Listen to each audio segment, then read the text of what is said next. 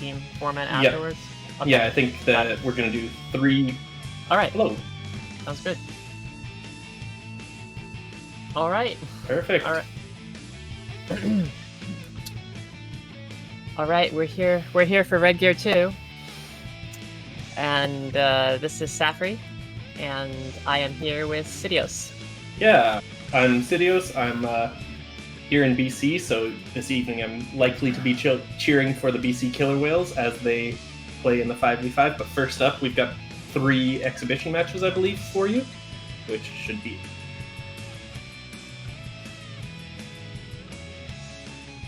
Perfect. So it looks like we've got Truenorth, who is listed here as an ABBA player, up against Darkmatter's Chip. Should be an exciting first to 7. What do you think about that matchup there, Safri? It can go either way. It can end very quickly for Chip if he gets touched. But also, the Chip has many ways of scoring floors on ABBA, so that is something in Chip's favor. Absolutely. I'll tell you right now, ABBA's one of the characters that I understand the least and hate playing against the most in this game. I would say that a lot will depend on how ABBA gets her transforms, and if the Chip will allow her to get the transforms unpunished, will determine a lot of how this match goes. That's my prediction. For sure. So it looks like we're going right into match 1. Now this is a first to 7, so we'll try and keep some keep track of who's winning, who's losing, and the score. Looks like a good poke from Chip right off the bat, but Truenorth was ready to block low right at round start. ABBA's first priority is trying to fish for a grab. She didn't get it, so she went for the blood pack. Now those blood packs change her mode into this much scarier character here. Which is what she wants, yep. And if I'm not mistaken, every time that ABBA's knocked down while in this mode is when her meter goes down significantly. Yeah, roughly by a third. Now that's huge, because I know when ABBA's meter ends, there's a huge period where she is vulnerable and you can get a full combo. Right, essentially you knock her down 3 times, she's done for. Gotta take those openings where you get them. That was a decent cross-up by Chip as well, just getting in, putting himself in the corner, but getting the cross-up hit. ABBA's primary concern in this mode is to either use a blood pack safely without getting knocked down, or to grab the Chip with her command grab, which will also transform her. That's perfect to know. She has been knocked down 3 times, so she has lost all of her health, and she's in a bad position right now. But a dropped combo from Chip up in the air doesn't mean that he doesn't take the round.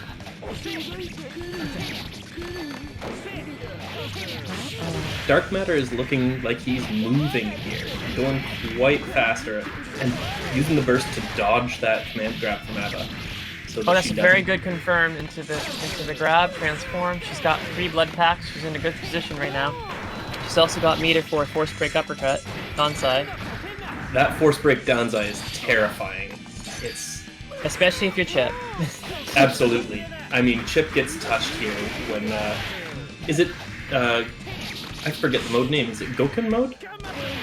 Oh, it looks like Goku. Yeah, Maruha mode, and then Goku and Maruha mode is her final form. That's the one. Oh, uses the blood pack to get back into form. But Chip is just he's just really around. Nailing these floors repeatedly on ABBA, so she can't really get going, and she's missing her reversal Danzais, which is really hurting her. That is a pain. But we'll see what sort of adaptations. That's the best thing about these first to 7s, is that there's lots of room for player adaptation and learning the opponent, getting the download.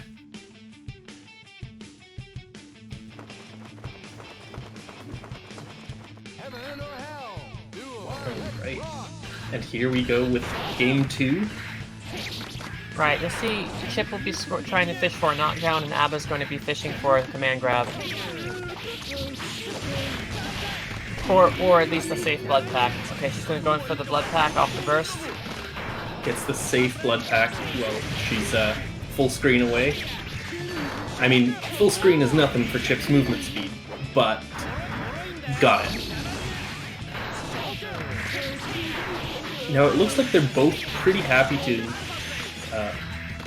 at least for a bit there, they were staying quite far away and throwing projectiles, clashing. That doesn't seem like these characters at all. Both these characters seem quite a bit like they want to be right up in your face and well, that's largely due to Chip. Chip determines the pacing of this match because he's so highly mobile, and the Chip was kind of establishing distance to come in from the top with jump dust repeatedly. Very strong, very strong. This Chip is again just moving around, taking every opportunity that he gets to either teleport in, to air dash, to do a quick drop, really mixing up Abba's defense. Now I see Abba regaining some health when coming out of the Moroha mode. Mm-hmm. I'm curious as to how that works. Is there a specific amount of health that Abba regains, or yeah, the health that's drained from her meter. She starts off with a pretty high health pool, and the health that she has lost while essentially bleeding gets restored if she either transforms or uses a blood pack back to her normal mode. She gets her health back. Interesting. Yep. A really interestingly designed character that I'd love to see what they would do with her in a more in a newer Guilty Gear game. If only we'd seen her in Exkcal. Yeah, that's an aspect to Abba that a lot of people don't realize. She actually is a healing character. And Abba gets the dust knocking up Chip, but misses the command grab up in the air there.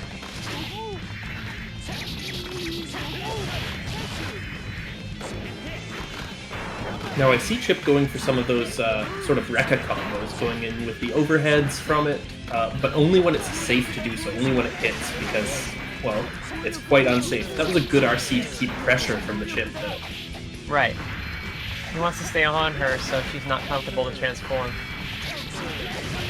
And we see Truenorth throwing out a couple of those chain spin command grabs, but doesn't quite get the hit. Oh, and her command grab. Oh, nice. Gamma Blade gets her. Yeah, she was just out of range of the command grab, unfortunately. Yeah, she's not messing around this time. She's she's realizing it's right off the start. That's a bold move from Abba, but it's a smart move considering how slippery he has been for her to grab. Absolutely. Oh, and just Abba's 5H. Yeah, she did a good confirm off the 5H. Really strong, good damage. She healed. There's a great health. She's in the lead, pretty solid lead right now. It'll be interesting to see what she does with it. Very, very interesting. We'll see. I mean, I've heard people say that Abba in base form is probably the worst character in Plus R. She has unique strengths to her. She's got a lot of strong anti-airs, and her command grab is still very good. And she's also got a very useful force break, mobility force break, where she has an invincible dash while in normal mode. That's all things that I was not privy to, so that's fantastic to know. Yes. Yeah. Right. Abba taking a round here, going to game 3. This is exciting so far. This is a bit of a slugfest, is what I should say. Both players just throwing out moves and really. Right, she's got to be very careful about Chip sweeping her. Because now that she's in Moroha mode, Chip can lose her meter and essentially lose everything. One more floor and that's it. And it looks like he has it. Oh, no, attack. The air tech. Oh, a slashback nice on that. Nice slashback on his sweep. That's slashbacks are very difficult and very risky, so it's interesting to see them utilized. Right, they're making a powerful I say comeback, I guess, introduction into gameplay recently. People have been figuring out new techniques of doing slashback, and they found a lot of use in competitive play lately. That's excellent to hear. I mean, it really goes to show that AC plus R is it's not solved. It's not a solved format. There's still innovation going on. There's still lots and lots of change. Right, there's lots to learn. A lot is being discovered. Absolutely. All right, into, I believe, game 3? Possibly game 4. Game 4. All right. He starts off the round with a gold burst. It's a lot of This is relentless chip. This is relentless pressure from the chip. Just keeping right on ABBA, giving her no space to move, no space to get out. And getting those knockdowns so that ABBA's forced into that vulnerable position when her meter runs out. Right, well, he landed a gold burst relatively early on, and that's the sort of aggressive play you'd expect from all that meter. And you don't carry on meter between rounds, so you might as well use it. Might as well. I mean, can't take it with you, though. Yeah. Chip is just... These long air combos with the JK are so interesting, so much fun to watch.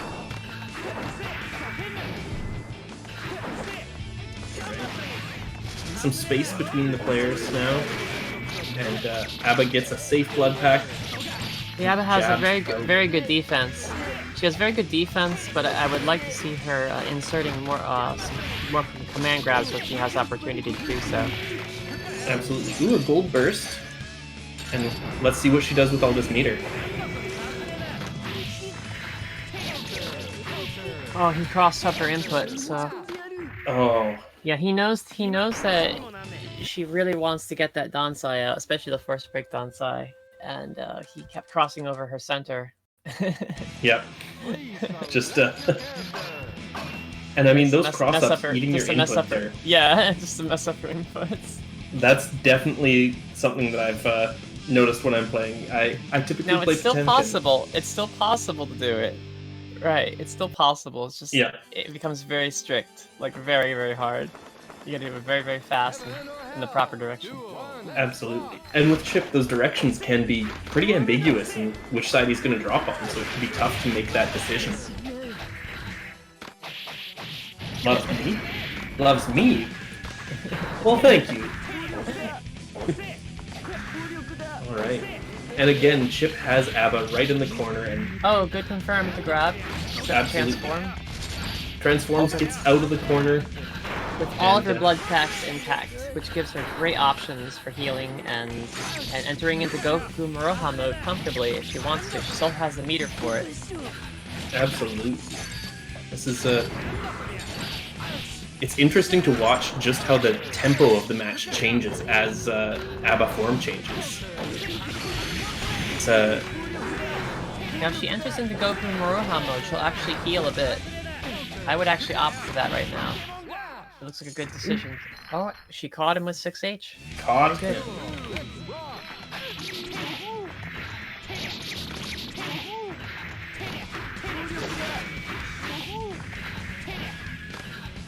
Alright, Chip just going for those aerials, going for those overheads, trying to catch Truenorth, lacking on defense. Right. He keeps coming in with Jump H, which is pretty impossible to air throw, and he is challenging the timing on her anti-airs by doing variable FD cancels above her head. So it's very tricky to take him out of the air when he's doing that. Very tricky, very just going ham on the air there, Chip was. Oh, and the Beta Blade. Yeah, Beta Blade reversal. Now Chip just moves around the screen like nothing else. Yeah, he typically in a matchup like this, since she's not very mobile, especially in her earlier form, he's dictating the whole pace of the match. Absolutely. Absolutely. She's essentially playing his game, unless she can hit him. But as we've alluded to a couple times, Chip gets hit once or twice and he explodes. Lowest health character or lowest guts character in the game. One of the reasons why he does explode is that when you do, since he's so hard to catch, when you do touch him, you want to force trades, and when someone does finally touch Chip, they'll blow all their resources in that one opening, because you have to make it count. Absolutely. So, Abo using a blood pack to come out of Moroho mode, and then using a second one to get right back in. Get that heal. But that looks like game 5 to Darkmatter. Yes. It seems like the Chip is opting for a very conservative strategy of essentially denying Abba her inputs.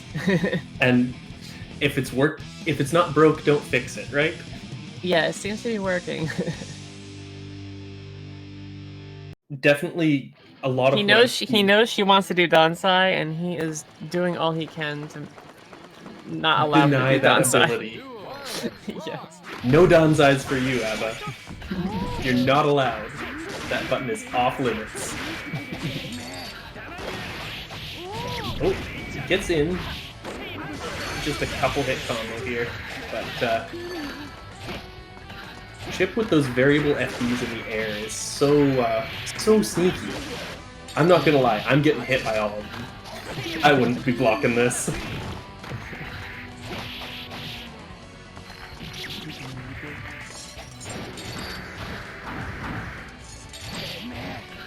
I need to.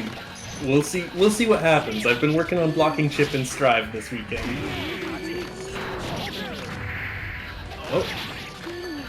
Getting the ground skid? Yeah, she had a very good aerial counter hit, but missed to confirm, unfortunately. That would have been it. We would have seen an exploding Chip. Said, see you later to the president. Alright. So this, again, just popping that blood pack right off the bat, saying, hey, I'm ready to be offensive right at the beginning of this match. And really just throwing out some pokes in this Moroho mode, trying to say, hey, you're rushing in on me? That's not allowed. She's trying to figure out how to approach the Chip on the ground. The Chip is either running at Ava with 6P or 2D. And the 2D has low crush, and the 6P obviously has upper body invincibility. So he will run at you and preemptively counter what he thinks you're going to defensively poke with, given those two options. So it can be quite tricky if you don't have a powerful mid-range, mid-level poke. Absolutely. I am seeing some adaptation from Truenorth here, though. Some spots where they're poking out of the Chip Rekkas. Right. I mean, some of that is just what happens in the first to 7. There's plenty of room for adaptation, and I love to see it. Blood packs are all gone, so it has to make this last little bit of Moroho mode meter count. But gets hit, gets knocked down, and goes into that vulnerable state. Yeah, that was a very close round. All she needed to do was land that one Dansai. She could have got that one Dansai out. We would have seen an exploding Chip. Absolutely. Said goodbye to that ninja, but we're on to game 7. This is should be interesting to see. I'd love to see Truenorth bring some of this back. I want to see Ava get that first break Dansai out at least once and whack that pinata. Turn him into candy, right? Mm-hmm. Absolutely. I see Jawa in the chat saying, let's give Truenorth some energy. I'm definitely giving Truenorth my energy this round. I want to see some. I want to see a comeback of epic proportions here. My advice would be to the ABBA player. My advice would be mash on Donsai and mash on it very aggressively, because it works for me. Gotta Donsai harder. Yeah. Well, oftentimes in this game, you have very narrow windows, and the windows have variability, in which you can get out your reversal for. And so you really have to aggressively mash something confidently when you want it at times. When. All right, here we go. Started off with 5S. Some more aggressive movement from the chip, just getting right up in Abba's grill and saying, "Hey, I know you're trying to come back here, but I'm not going to let you. I'm going to keep you in that corner and say no." Yeah, he really prefers 5K or 5S into Rekka. It's been very effective so far. And then forcing the Abba to think, "Hey, I'm going to block," and getting those quick grabs is, I mean, it's typical Guilty Gear offense that we see. Yeah, he's being very, very safe. He's making sure that he's not negative, and he's keeping his distance. So he's really... Yeah, the ABBA has to somehow break his hold by moving erratically, making it such that the chip doesn't know where she's going to be next, by dashing around a little bit, hopping around a little bit. Yeah. If the chip knows where you're at, he can always distance himself appropriately, but he'll always be safe. You don't want that. You don't want to play chip's game. No, a safe chip is a scary chip. Right. You want him to explode, right? Yes. And he explodes when he doesn't predict exactly where you're going to be.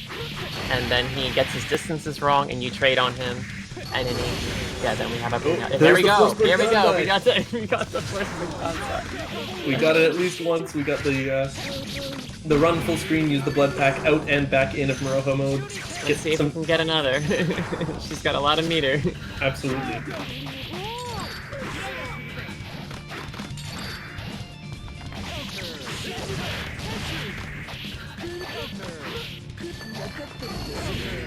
Oh, there's the force breakdown side one more time before the end of this match. And really just putting some pressure on Chip in the corner, saying, "Hey, no, I'm going to..." Oh, she got a counter hit 2H. Oh, we got the throw. Drop the confirm, unfortunately, and gets finished, chipped to death by Chip and the force break Beta Blade. So our first 7 of the night goes to Darkmatter. That was a really strong showing by Chip. That does not say anything negative about Truenorth. Truenorth did a valiant job fighting back, and the ABBA, I mean, there was a lot of obvious character knowledge on Darkmatter's side. He knew how to play against ABBA. Yeah, definitely. Definitely, we saw a lot of knowledge at play there. And I mean, we can always expect that there's some amount of dark horse factor when it comes to these oddball characters in AC plus R, when it comes to a Justice or an ABBA or a Testament, let's say. That there's some of that dark horse factor where some people just don't know how to play against those characters. Oh, definitely. Yeah, definitely. Especially, there's such a large cast to this game, and you don't always have access to players of certain characters at high level or sometimes any level of play. All right, so it looks like we've got RoboScrump, who is listed as an Order Soul, up against SSGDavon, also an Order Soul. So this is just two people slugging it out in the parking lot of a Applebee's? I believe this is, yes. This is going to be a fun one to watch. Order Soul is one of my favorite characters, if not my favorite character in this game to watch. Definitely an Unga Bunga character. Goes hard and fast right from the get-go.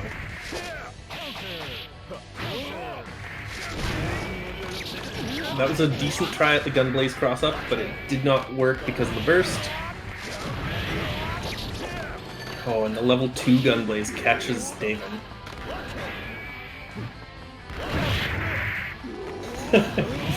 It's so funny seeing these two characters just rocket at each other and knock each other down. Get the rocket trade. And we have a, looks like RoboScrump got a little bit of a lead by landing a level 3. Getting those level 3 combos is so important on this character because, I mean, without the level 3, totally viable character, but just doesn't do the levels of damage as the rest of the cast. But once you get to level 3, it's so scary. Yeah, right. Level 3, and then you know, even level 2 will give you a lot of good things. So you get knockdowns, you get launches. Those are the things that Order Soul really needs to convert the damage. The other thing that I see Order Soul players talking about is Order Soul's JH, the Superman punch. That move, it slices, it dices, it does everything that you possibly want it to do. Yeah, it is the gold standard for JHs. On counter hit, it does the ground slide into a full combo. I'll tell you, I started playing Plus R with Order Soul. I have to say, I really love the colors at play here for these Order Souls. For sure, that was a really good showing from both of them, showing that they're confident and comfortable on these characters and ready to go. RoboScrump did take round 1 or game 1. But right, it was a good match. It's quite lively. It was a really good match. Lots of back and forths. I think it's going to come down to largely whoever can get their levels up and land it first. Yeah, I think that's very much what this matchup is going to come down to, is who's leveling up more efficiently and who's able to build those slightly more unsafe spots of leveling. I mean, it's not super safe to level up, even using the level up at the end of your special moves. You can FRC it to make it safe, but it's... Right, yeah, and RoboScrump knows that, especially in the mirror, so what he's doing is he's opting for the charge, essentially the SNK charge, where he's charging out in the open, because that has a invincible... an invincible cover? Burst on it. Right, yeah, and you determine when that is, and you can cover yourself that way, so it's a much safer, more reliable way of getting those levels in. And like we're seeing it again, RoboScrump was able to get more levels this match, and you can see the life difference between the two characters. Right, yeah. So here he goes again, he fits in a charge, he sneaks in a charge, he's at level 2. But he got Gunblaze behind his super. Davon getting in behind and saying, hey, no super here. Yeah, and that just illustrates the importance of mobility in Guilty Gear. If you just move around a little unpredictably, supers will miss you. Just what I like to see is a missed super from the opponent when I'm playing it. Now, we saw that Superman punch, that JH, get the full combo right at the beginning of this match. Both characters just standing there and charging, saying, hey, come at me. Both level 3s. And again, that fully invincible burst at the end of the charge is really just showing that they feel comfortable and confident in this matchup.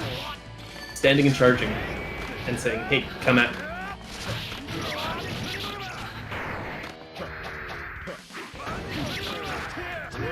Now, unlike regular Soul, Order Soul's Bandit Revolver is an overhead, which that got me every single time when I first started playing. Right. But I believe it's much slower than regular Souls. And that Fafnir is a low. Just double Fafnir, hit him in the feet, bounce him up in the air. Very good by RoboScrump. Right, it looks like SSGDavon was doing very, very good tech punishing with run up S, but RoboScrump is opting to stay on the ground more often than not, and just completely controlling the ground space so far with Forsake Fafnir and their charged up block string. So let's see how they adapt. Heaven or hell?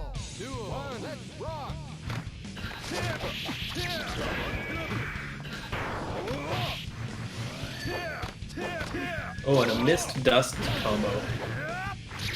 From both of them. Yeah, I don't think they're intending the dust. I think they're just trying to show who's the man here. That makes tons of sense.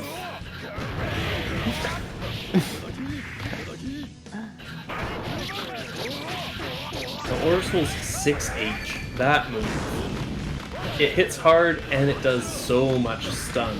I see SSGDavon throwing it out a couple of times there. It's getting blocked, but 2 of those, most of the time, your character is stunned and full combo. Yeah, really good round this time. Very good choices from both of them. They're both really just slugging at each other. They're really just going at it, yeah. Oh, tricky force break Fafnir caught him. That Gunblaze on RoboScrump's Wake Up that he bursts out of. Not the worst offensive option, but the burst gets you out. Yeah, the burst was smart, especially if he knew he wasn't going to block it. Yeah, definitely. That thing can lead to a lot of damage. It sure can. Oh, just rocket. Keep him from charging, but yeah, a level 3 he rocket. Get up to level 3. With a level 3 rocket into the launch, so a lot of potential damage there. Just throwing out those far S's, getting the pokes. Oh, we'll see how this dust loop goes. Oh, yeah, look at how RoboScrump. You see how RoboScrump is sneaking in those level charges. Every time he gets distance, he immediately sneaks in those level charges, kind of like how Faust will sneak out an item toss. Exactly. And it's getting him a little bit of an edge here. He's hitting more consistently with higher level. Double Fafnir combo to end out that round.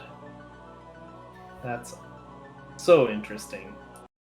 So I believe that's 3-0 RoboScrump right this second, but that doesn't mean a darn thing in a 1st to 7. There's lots of space to go. Lots of space to come back.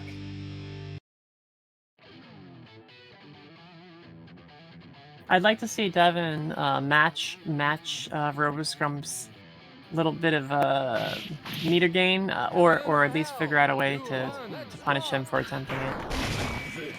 That meter gain is making all the difference here.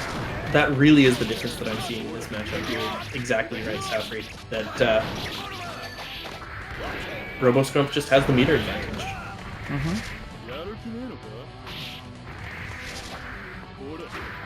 You'll find that is the case in a lot of mirrors in this game, that it just comes down to whoever reaches the threshold to do the thing first. Yep. And I mean, every character's the thing is different, but it's the same basic concept that whoever is utilizing the unique tools of their character the best, it doesn't always just come down to who has their combos on lockdown or who has the better reads. It's also about resource management. And that quick burst burst is the wrong word. Getting right. out. First charge. Exactly. And the level 3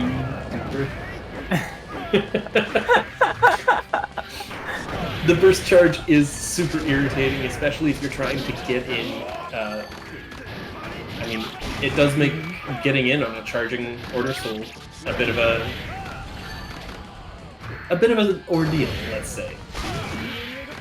Right, it's very tricky for another Order Soul to try to bait it out because, you know, he's always within threat range of that burst. Absolutely. What tools does he have to get out or to hit out of it? He has to hard bait it, essentially. There's no safe way of attacking that. He can't use. I mean, he doesn't have the range like Exkcal or Faust to just poke out. Ooh. Yeah. I'm forgetting move names like crazy tonight. My apologies, chat. I'll get better as we go. Now, I see RoboScrump using that 2H from Order Soul, which it sounds weird, but 2H as an overhead. Who knows? But this character is certainly he's built different. Yeah, and Fafnir's a low. The Force Break Fafnir's a low, but it looks kind of like an overhead. Exactly. Force Break Fafnir 3 times by RoboScrump there, just saying, hey, watch those feet. Again, the lead that we're seeing from RoboScrump is his ability to gain meter of all sorts and his ability to use it and spend it because he has gained it. So you saw the Fafnir dumps, and you saw his level 3 rockets. So... Like we said in the first match, in our first exhibition, I mean, you don't get to take the meter with you when at the end of a round. So RoboScrump's really showing that he's willing to spend it. He's willing to spend as he makes it. Right, and that's really the primary difference we're seeing here.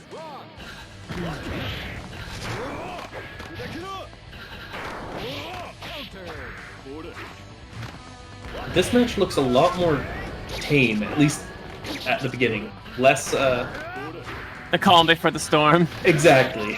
Yeah, they're just figuring out ways to make their meter. Alright.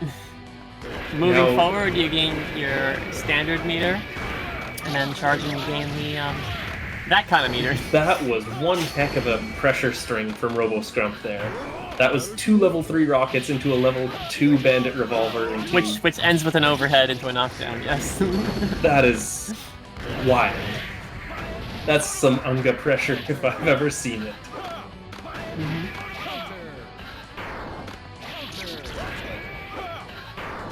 But now the resources are on the side of Davon right now. He's got a full stick of butter. How's he gonna spend it?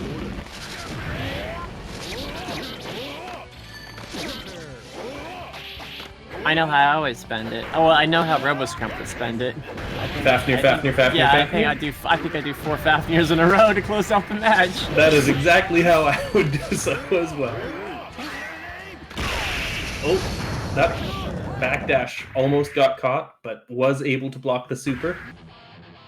And it looked like he tried to punish the missed super with Fafnir, but just wasn't able to get it out in time, unfortunately.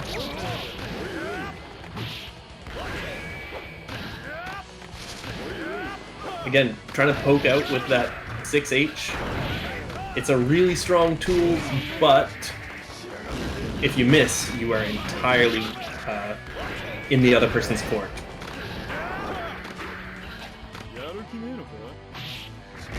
Now I'm seeing RoboScrump get these grabs pretty regularly on Davon, which is, I mean, Order Soul's grab is quite a good tool. Particularly in the corner where you can get a full dust loop combo off of it. Right. Well, there's a general opinion about Order Soul's throw game being rather weak because he can't convert damage off of a throw unless he's in the corner. But he's very good at throwing. Yes. Simply because he has a lot of throw setups and he's always going to be at that range where he's able to do so. He's able to pressure you with the throw. I mean, he's always going to be in your face. That's what the character is all about. Right, so it adds up. And then eventually he does carry you to the corner, and then they see stuff like that happening. Yep. Alright, so... Forces Davon to burst. Now neither player has burst. Davon has full meter. I would love to see 4 Fafnirs coming out now. Poke him in the toes. But no, we're seeing Davon be pretty conservative with his use of tension, which... Yeah, he's floating on full tension. I'd like to see at least some use of it. Yeah. And unfortunately, another Fafnir from RoboScrump takes it. Yeah. Getting the worst pedicure that you can imaginable. I'm wondering if Davon is looking at the wrong meter. Sometimes I do that. You know, where you think that it's someone else's meter bar. That happens. It's quite possible. Especially in mirrors, especially. I do that all the time. I do that with health bars. I do that with meters. It's definitely something. All right, let's see how Davon adapts here, because he's had a few matches.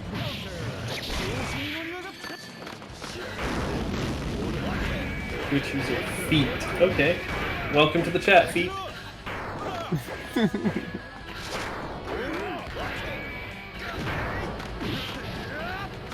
Jawa, you can't distract us like this. Back to the match. No more feet distraction. You ever try to bait out your own burst? I hate it when that happens. Where you like, where you drop a combo trying to bait out the enemy's burst, but you realize he doesn't have it. You were just baiting out your own burst. Yeah, it's a real bummer, and it can happen in mirror matches. So it sure is a bummer. Oh, gets the Superman punch, but no conversion off the ground slide. But I'm wondering if Davon is kind of suffering from that. They tend to be floating on full meter, and I'm wondering if they're looking at RoboScrump's side of things and thinking that is their resource, which can often happen in mirrors, which I have fallen victim to. For sure. And once again, we see Fafnir closing out rounds. It's such a fast and good tool for Order Soul that, I mean, how could you not close out rounds when you've got meter? You hit the Fafnir button. Ooh, a good air dash in, empty air dash in to grab. Really just showing, hey, if you're in the corner and I grab you, I'm going to get damage off it. Quite right, quite right.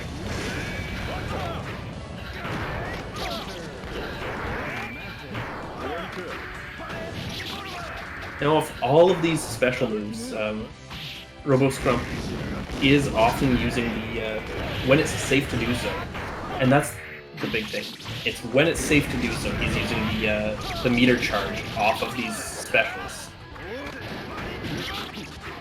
Right. Yeah. He gets a marginal bit of distance, and then he engages his charge, so it allows him to predict the enemy's approach because they have to move a little bit closer, rather than if he does the charge point blank in the other Order Soul's face, he's going to have to cover himself with that burst attack in reaction to any poke that Order Soul will do, and you don't want to do that.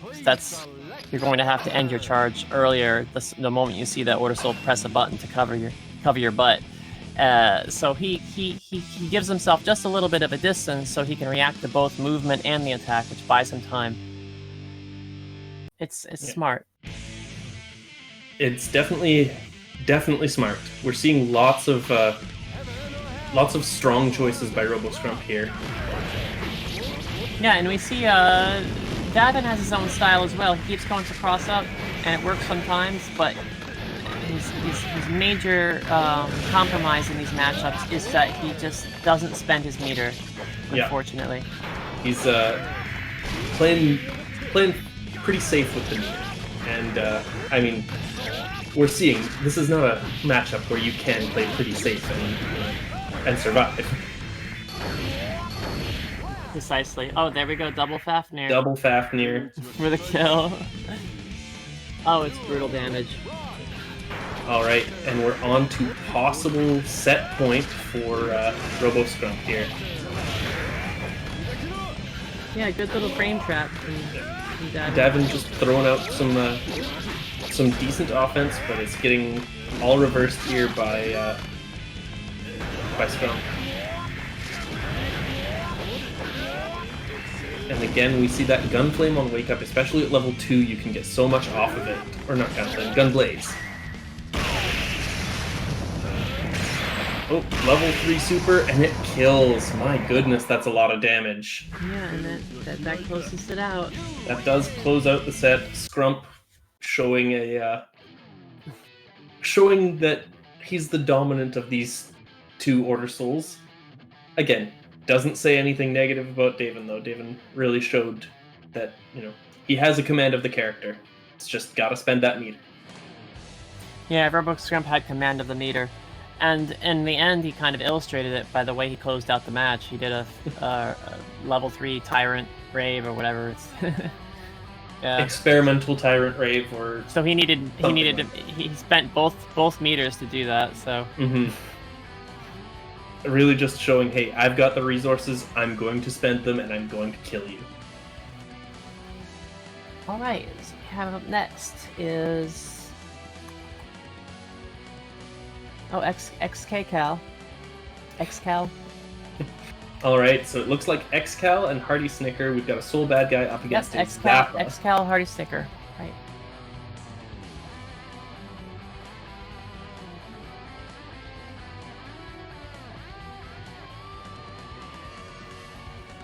Oh, very nice. Absolutely. Thanks for playing, Davin.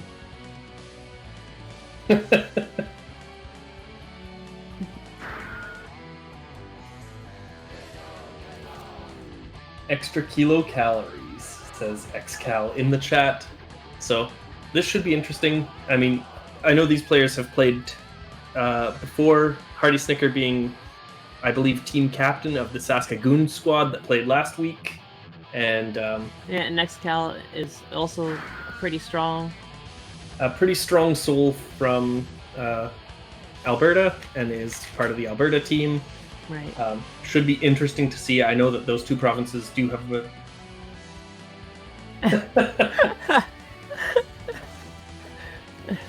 these two provinces do have a little bit of a rivalry. I mean, what province doesn't have a rivalry with every province that's beside it, right? So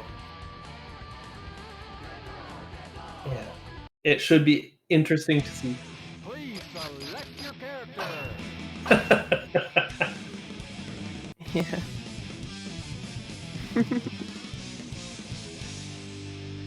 Now, I'm interested in seeing how this Zappa works out, because Zappa's definitely an interesting character that has a lot of tools, but requires some craftsmanship or some work to make sure that you know how to use all those tools.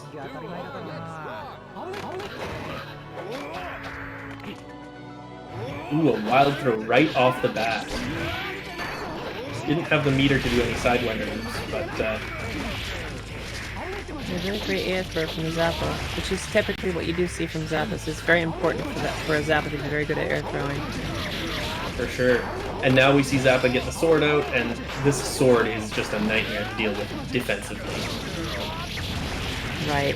Well, once you get out of the 2S, the rest of the sword hits hit high, so... And they can all be air blocked, so essentially you can take to the air. It's probably the safest way to get across to the Zappa.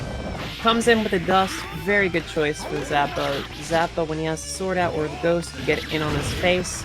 He's going to be very susceptible to dust or throws, because he's going to be playing defensively, because he wants to keep his sword, or his dog, or his triplets. For sure.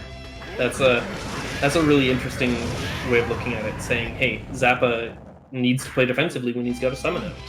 Right, yeah, so he goes right into that mix-up. Very smart choice. Wild throw or dust. Now, the centipedes do have some strong invincibility on them. Right, but he does not have access to it when he has a ghost, so that's not a defensive option he has available to him. Only when his ghosts are cleared can he use that move. Very true. So now he's got the sword. Oh, riot but a riot stamp through the sword. Right through the recovery of the sword. Perfect. Now we'll see if HeartySnicker's got his dog combos on lockdown. I know the dog combos can be, they're an execution thing, but they're also very, very strong. And you see the damage that came out of that.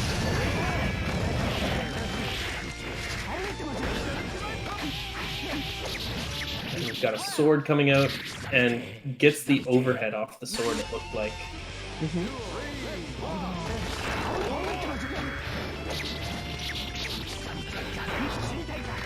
Again, this sword just giving so much long-range pressure, saying, "Hey, Soul, you can't get in on me, and I can mix you up from halfway across the screen."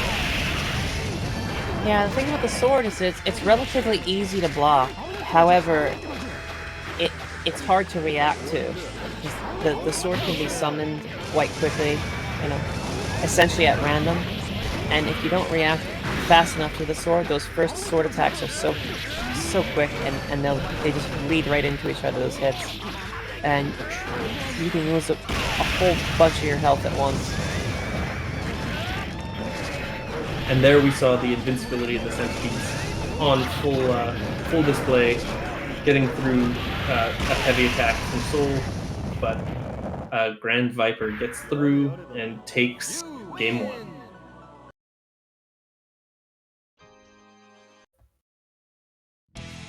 Please select your character. Yeah, this is a pretty interesting matchup. Very good showing from both players. It's definitely very interesting. We can see Exkcal's style is very, very, very aggressive, and I mean that fits into him playing Soul.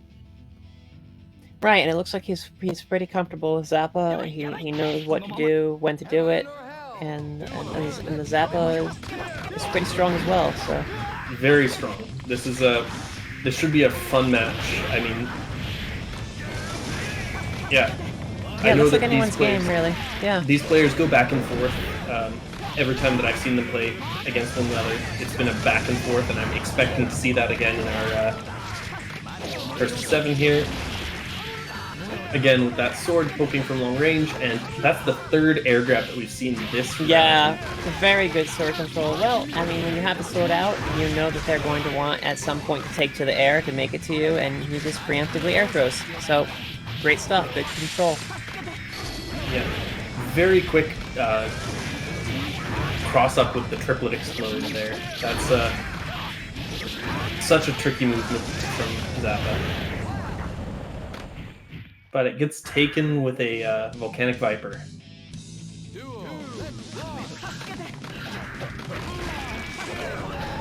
Yeah, right. The Zappa there coming down. One of Zappa's greatest weaknesses is when they don't have triplets and they're coming down from the air. Their air to ground damage options are very limited, and Soul is very good at tech punishing. Very true. I mean, Soul is a very aggressive character, but is also very good at just saying, hey, you make one mistake and I'm going to, well, beat you down.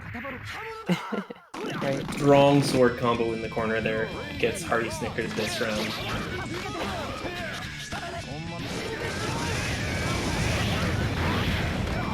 Great use of gunplay. See the triplets coming out.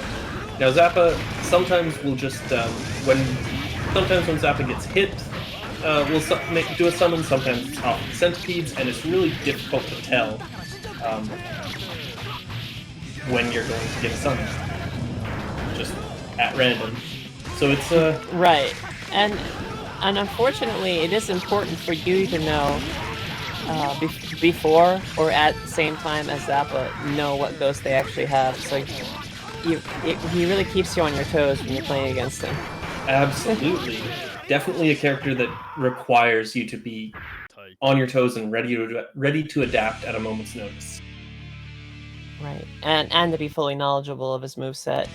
You really want to, for example, if the dog appears, right, you want to get out of there. Yeah. You want to be able to take your actions as early as possible against Zappa. You do not want to be caught between Zappa and his dog. That's right. not the spot. You don't want to be, by the time you recognize what ghost he has, being hit by the ghost, or being in that ghost setup already. Very true. Alright, the Souls has very good use of Riot Stomp. Really just saying, hey, I'm confident that I know what you're going to do, and I am going to take advantage. Now we see Zappa getting these orbs. This round especially is Zappa did a really good Bandit Bringer snipe out of the air with that sword, DP. Very nice.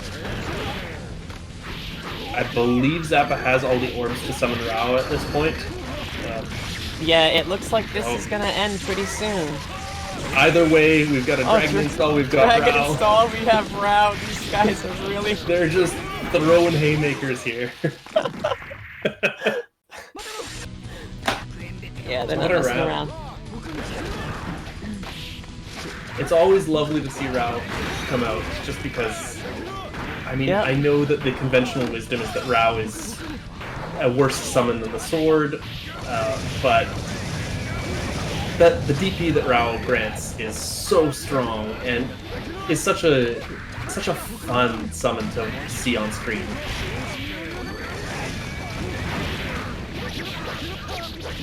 catches the end of that centipede with a big bandit bringer.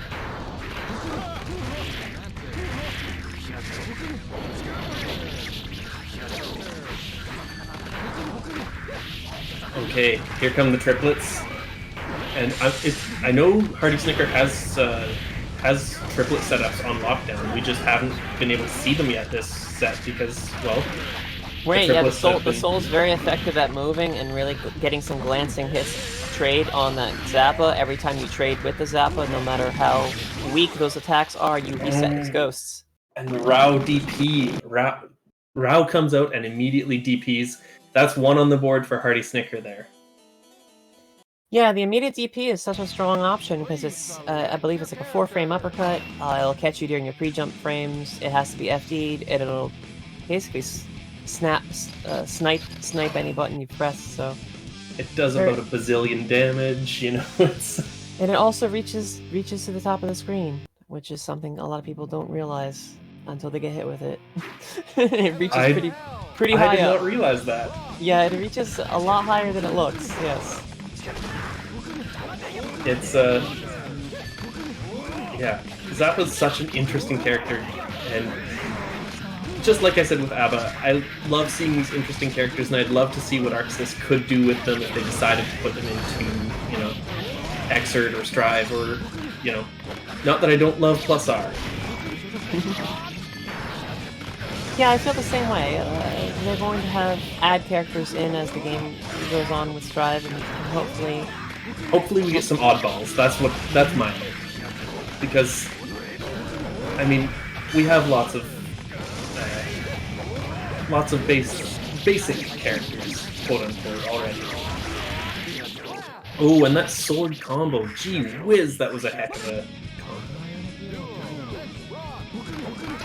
Right, yeah, the sword is pretty unforgiving. Yeah. You get hit with once, and it will lead a lot of damage. And you see Snicker using the jumping explosion on the triplet to try and go for that. I wasn't even sure if that wild throw had hit because of Zappa's weird posture. That was visually interesting.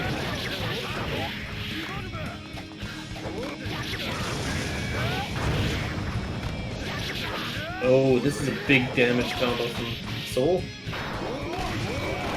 Exkcal really showing that he's not ready to give up another round. And using those gun flames to try and keep the dog out, to say, hey, this dog can't get anything started. Right, the sword is in play, and this Zappa is very strong with their sword play, so very interesting to see what happens. And has all the orbs. If the sword goes away, can summon Rao right now. And there we see it. Oh, but the DP gets beat by Grand Viper. I did not know that could happen. Wow. Yeah, I didn't. It looked like he got low profiled by the Grand Viper.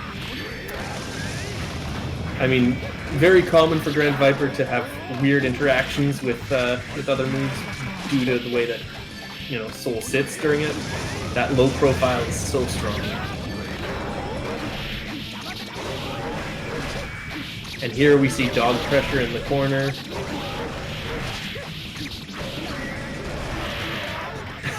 Yeah, you know, I've done that. Absolutely. Who hasn't? I mean, sometimes it can be difficult to keep your eye on every one of the meters that's on screen, because there's so many of them. It's a hallmark of Guilty Gear style, right? 14 meters and then character specifics. And that's HeartySnicker back again with another point on the board. We're back to even 2-2.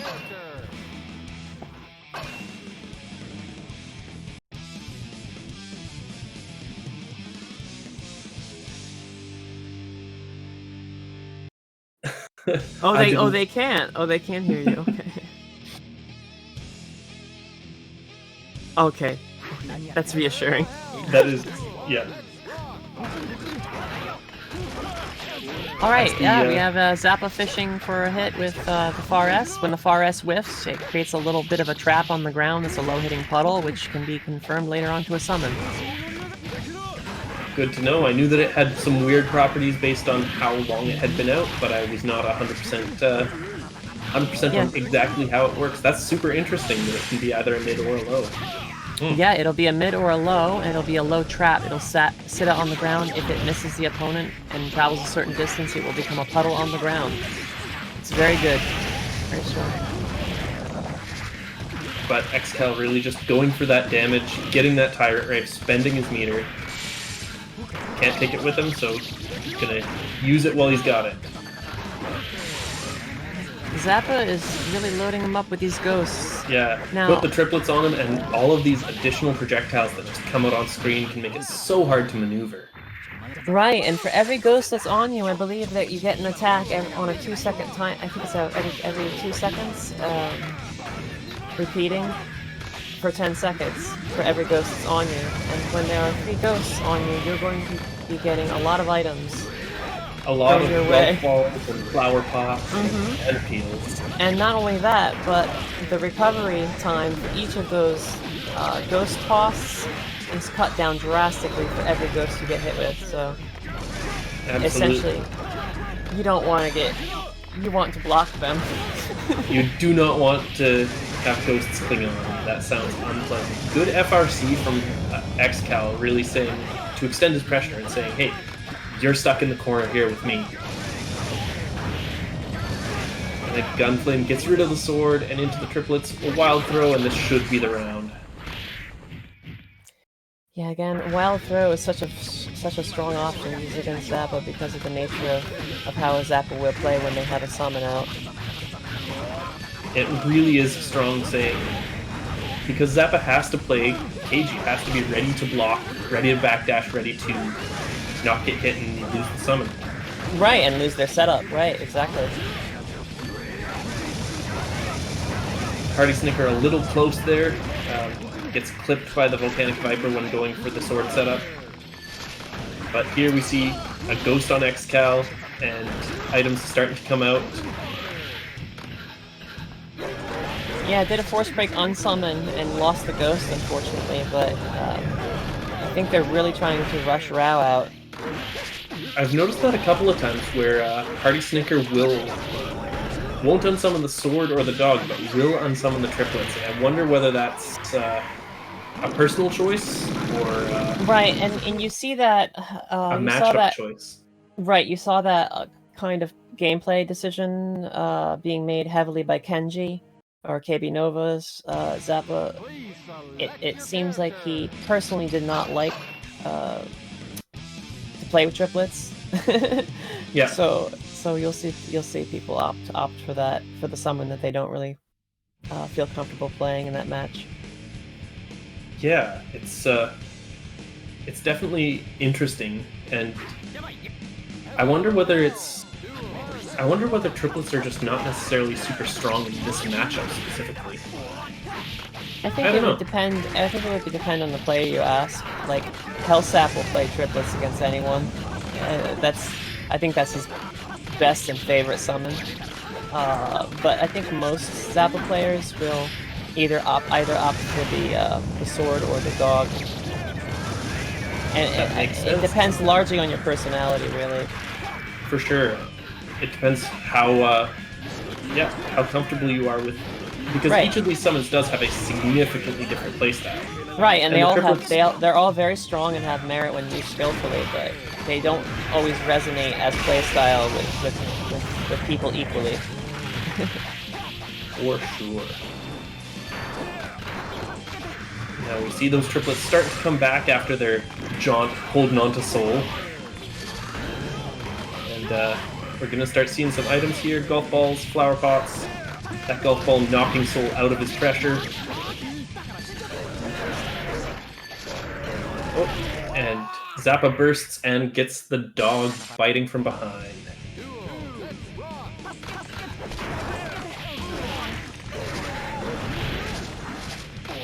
Yeah, really good positioning from the Zappa. Zappa is just baiting out the Volcanic Vipers, using great distance to make Soul's movement and normals miss, and just really coming in with those aggressive centipede summons. again, I know that these players play semi-regularly at the very minimum, and so they're probably quite used to each other's style at this point, and we see some of those hard call-outs that are being made by both players. Whether it's knowing exactly when to wild throw the Zappa, or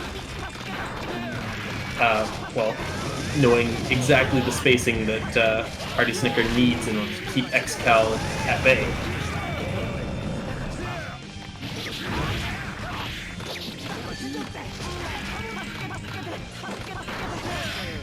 Now Zappa's backdash seems very fast and very strong.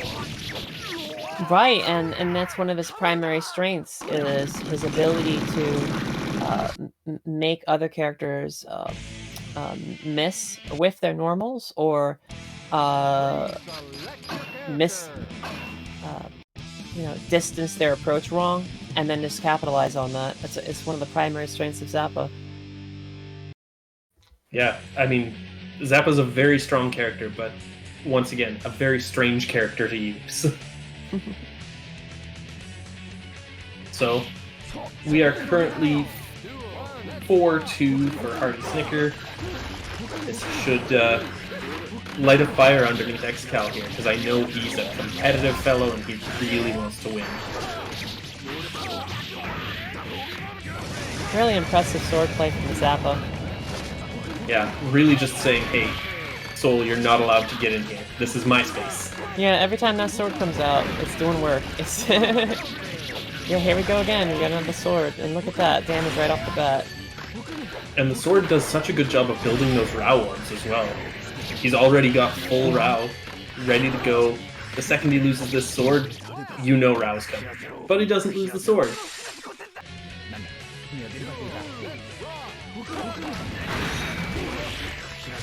Ooh, and a centipede right after that bandit. We see both of these players air grabbing each other. It's really a testament to not necessarily their reactions, but them knowing what their opponent is likely to do. Oh, and an FRC in the middle of that sword pressure. This is and that makes disgusting. it makes it seamless, and it leads to very good conversions.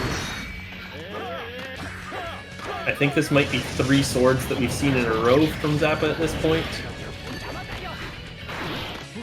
For the uninitiated, Zappa's summons are entirely random, or mostly random. There's something with the timer to do with at specific times we'll summon specific summons. But that's not every time. It's practically random. It's practically random. That's a very good way of putting it. Very diplomatic. All right. So we'll see how Exkcal decides to spin this. He's got a little bit of an uphill battle, but I know that it's not out of his range of comfort to be able to bring back a long set.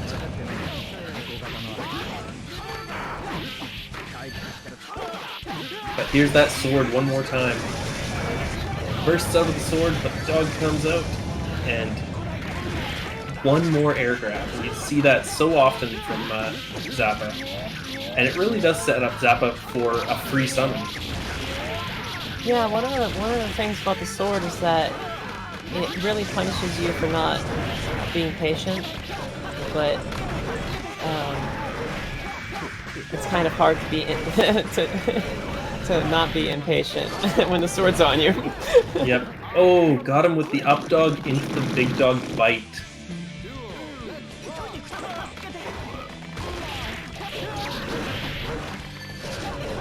Now this dog pressure is also similarly scary. We don't see it as often as the sword pressure in this set, but we've seen a couple of times where Exkcal's been caught between HeartySnicker and his dog, and it's just been a bad time. Yeah, you definitely don't want to be caught between Zappa and the dog. A good dead angle to get the heck out of there, and just dash up throw. Now it's Exkcal that's in the corner.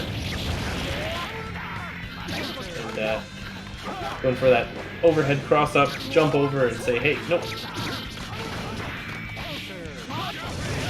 I think that's one of the strengths of the sword, is that when Zappa's using sword normals but he's in the air, they hit high, and that's quite scary and quite hard to block for a lot of players. Yeah, I agree. I mean, again, I'm not claiming to be any sort of good player, but I get hit by that all the time.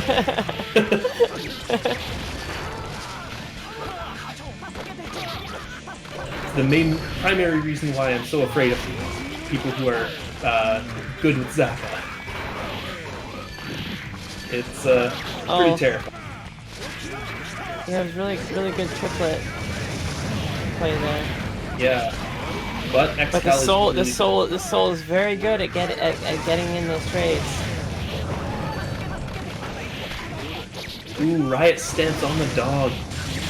But here comes Rao with the big damage. And again, Rao does a lot of damage and a lot of chip damage as well. Yeah, when Rao comes in, he essentially just wants to end the game. He's like, here I am. You're dead. I'm here. Better block right. Alright. So we are on to possible set game for HeartySnicker. Now, I believe at UBC they were asking, is HeartySnicker a laugh from the belly or a chocolate bar made of meatloaf? So let's throw that out.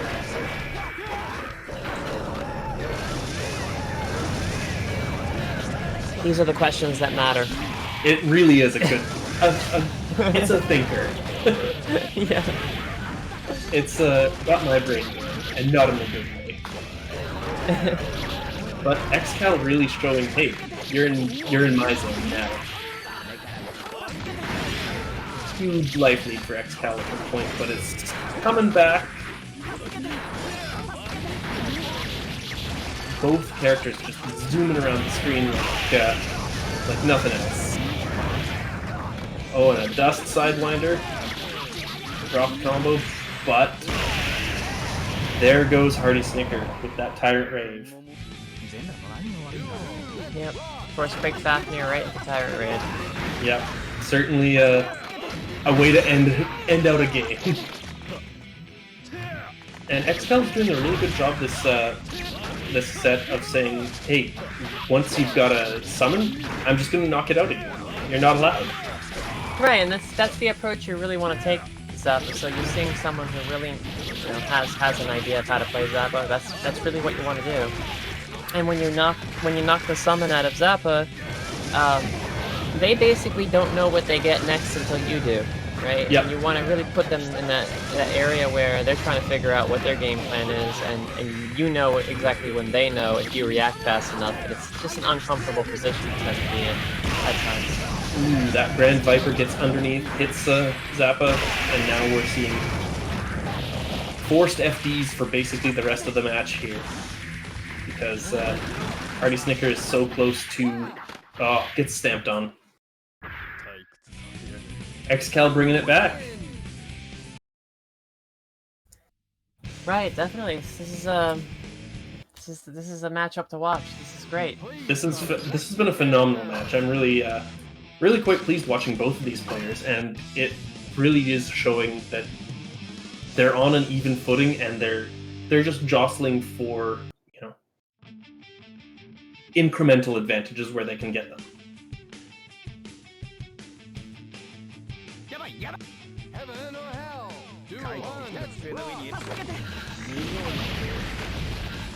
Round star air throw. It's a wild throw. Yep, these players obviously know each other's habits quite well, and tech punish with 5K into another air throw. Into another air throw. This is really. Oh, but he's caught between Zappa and the dog now. We'll see how this dog pressure works out. But Grand Viper's out into Sidewinder. But we've got sword pressure into FRC, more sword pressure. Yeah, third life right off the bat with that sword. Yeah. Oh. This soul is not having it. He's just He is going completely ham, and he's like, you've got a sliver of health, and I'm gonna chip that health right off you. Yep. Oh, and Soul 2D. We all know how good that buff is. Oh, that would have been a gold burst, but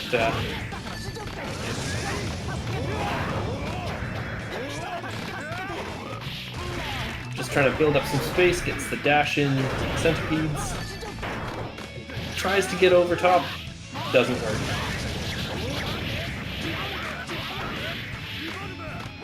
Yeah, Wow. the difficulty that Zap is having is even when they establish control, they always have to be mindful of that Volcanic Viper anytime there's just a 1 frame gap there. Yeah, because that Volcanic Viper is, I mean, it's a get out of jail free card some of the time. Right. Maybe not free. It's going to shut everything down. Yeah. And especially when getting hit once gets rid of your summon, which gets rid of your pressure. That's a huge deal for Zappa. Right, and then you have to reorient yourself. Like, what do I have next? Do I have another ghost? What's my next move? And it causes a little bit of hesitation on the part of the Zappa to get their bearings on what they're going to play next, because they really don't know what they're going to play next. For sure, it's definitely momentum shift, which, I mean, as we see, is super important in these games. Like, it's... You could also say that the Soul kind of has the edge in that exchange, because they know they're going for a Volcanic Viper, and they know that they have a high chance of randomly hitting the Zappa out. The Zappa has to kind of react to them getting hit, and then, in addition to that, reacting to the Ghost. So, yeah. the Soul goes in preparing to know that they have a high chance of resetting that Ghost, where the Zappa is kind of, reacting to that. So they're a little bit behind in frames on reaction to their own possibility of getting Ghost reset. Definitely. It's,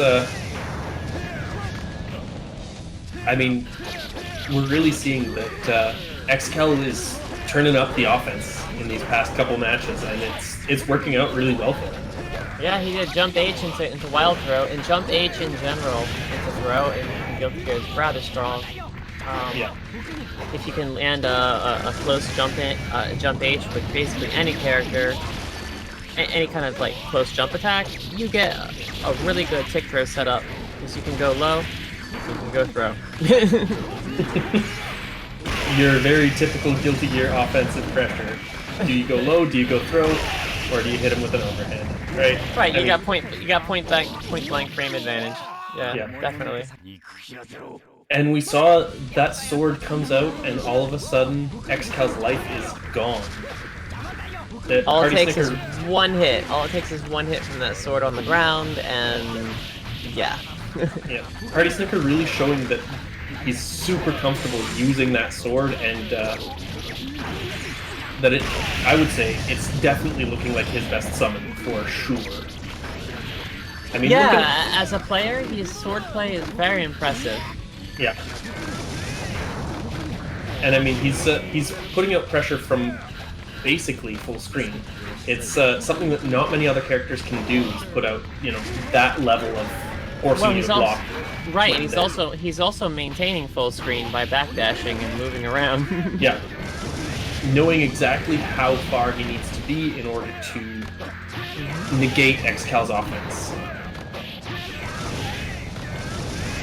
But then we see situations just like this one where Exkcal is right in the grill and saying, hey, nope, I'm on offense now. This is my zone. Yeah, I can sense that wild throw. He's thinking about that wild throw. That was so patient by both players. He was considering that wild throw, and he almost had it, but then he's just like, no, I'm going to go for a counter hit, and it just didn't work out, but he almost, I think had he gone for the wild throw, it's hard to say. It's hard to say whether it would have worked. And yeah. Yeah. I mean, when you see two characters both just staring at each other with a couple of light pokes, you know that they're really respecting each other. That was an excellent matchup. Congratulations to HeartySnicker. Great job by Exkcal. Great performance by both players. Really strong players. Really a pleasure to see. Very entertaining. Absolutely a pleasure to see. That was fantastic matches. Some excellent exhibitions this evening. set up by Jawa. Great sword play, exceptional sword play, and a lot of good wild throws going on. Yes, exactly. That sword, definitely, I'm scared of it. I'm scared of HeartySnicker just in general. But, made Saskatchewan proud. Good job. Alright, so it looks like we're going to be taking a couple of minutes here just to get our 5v5 set up. Our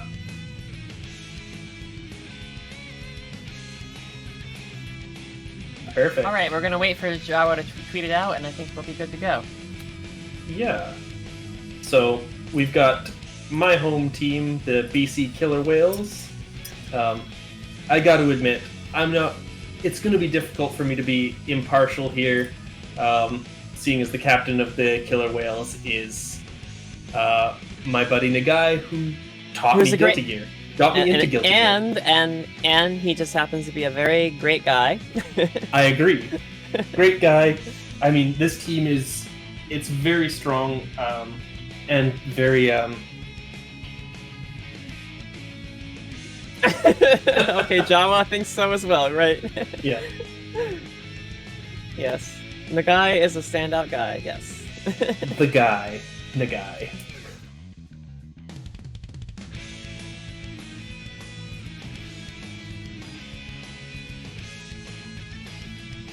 Perfect. We'll see who BC's going to send up first.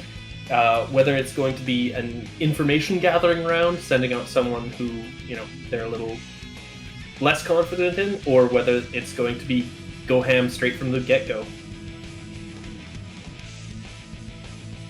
We'll see how this goes. I really like both of these logos that Jawa's got up on stream right now.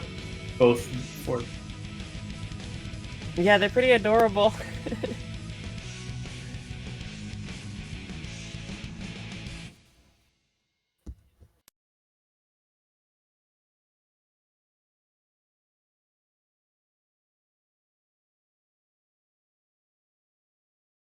I'll tell you right now, that's actually my wife that made the BC Killer Whales key art.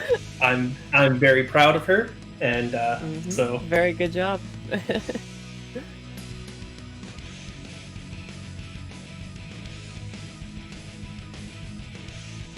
Perfect.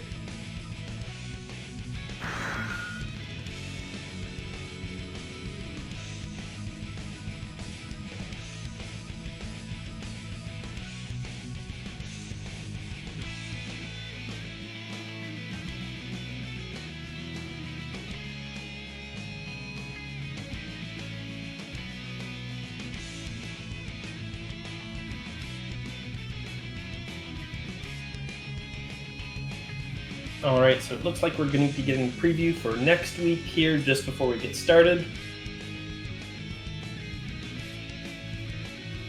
We're just waiting on Jawa to put that up on screen.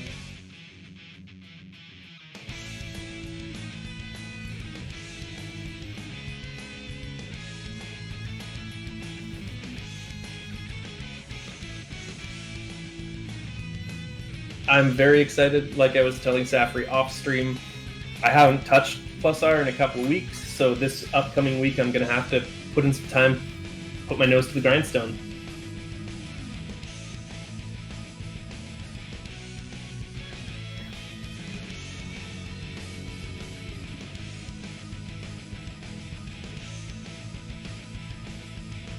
The axle, yes, the axle.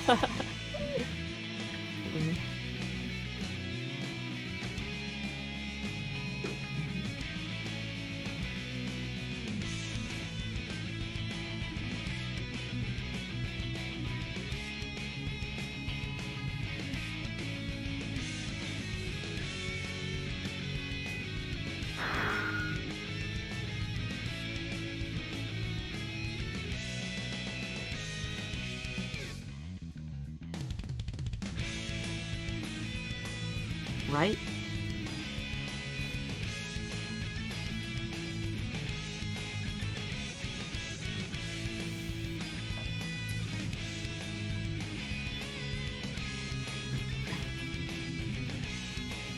All right.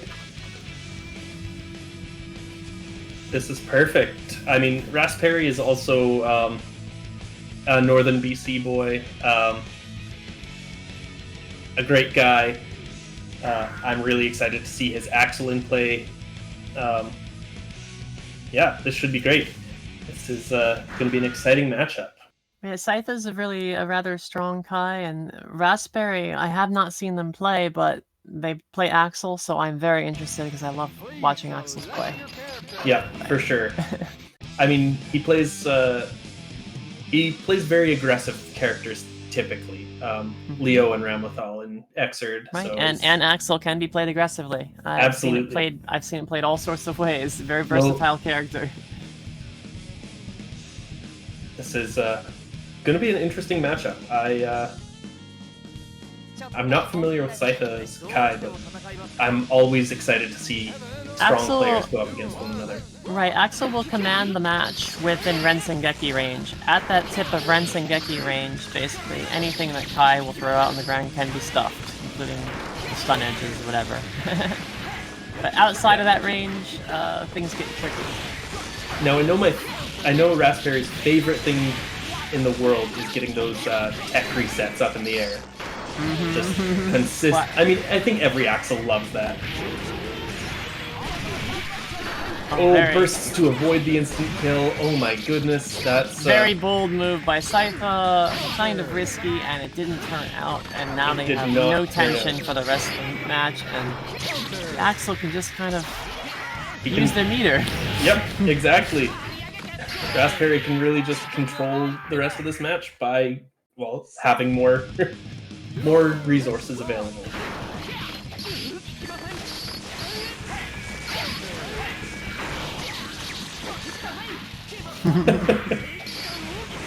Thank you. Ooh, but Kai is really putting on some pressure here with those stun dippers. Right, and controlling the air with jump 2K. Classic Kai, air control. Going for the tick throw. Absolutely. This really showing that Scytha was not happy with the way that the first round went. Ooh, and the star catches Exkcal. Ooh, that's pretty scary. But let's see how Raspberry answers back here. Going for those tech traps in the air, doesn't quite get it. And is forced to burst relatively early. But here's some big damage. Right, either big damage into a floor or setting up a tech trap.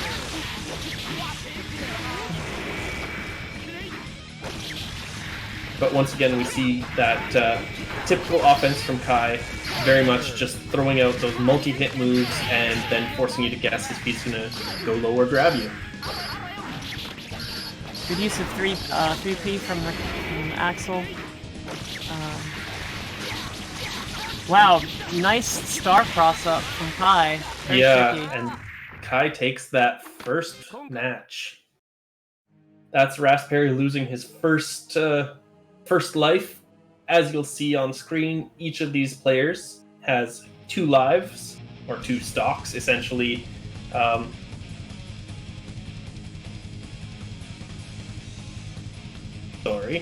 Leading to 10 stocks per team.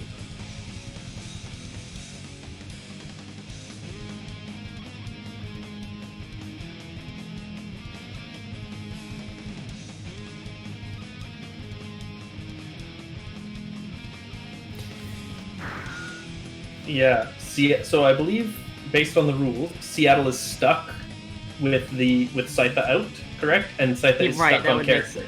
Yeah, that would make sense. Please select your character.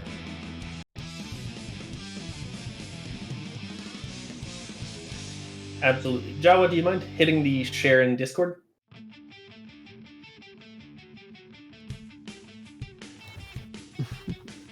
Thank you. Alright. So it looks like they've sent in Abnucalypse, who's a very strong testament.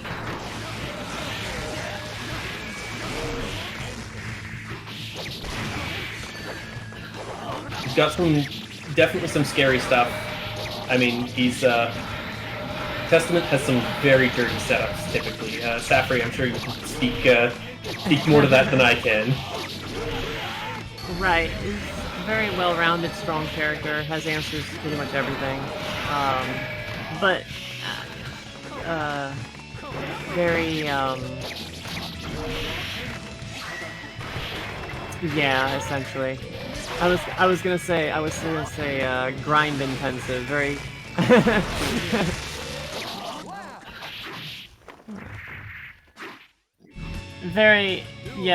Very skill intensive, not very forgiving on that.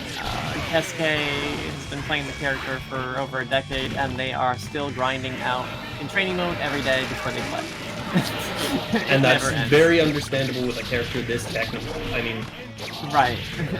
There's part of it is that Testament has every tool in the book, and is a very strong character. Oh, yeah, he was baiting out the dead angle with Warrant, which is a very smart choice, and just really going ham on the Kai. The Kai has to get something going. We'll see how Scytha answers back here. Gets a good greed sever into full combo.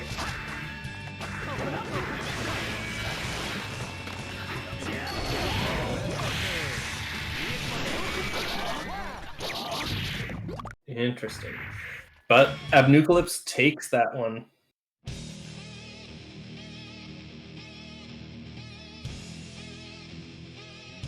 Alright. So we've got a switch. Yeah. And some of this may come down to player pick, who they think is better against Testament, and some of it may come down to character pick, which character they think is better against Testament.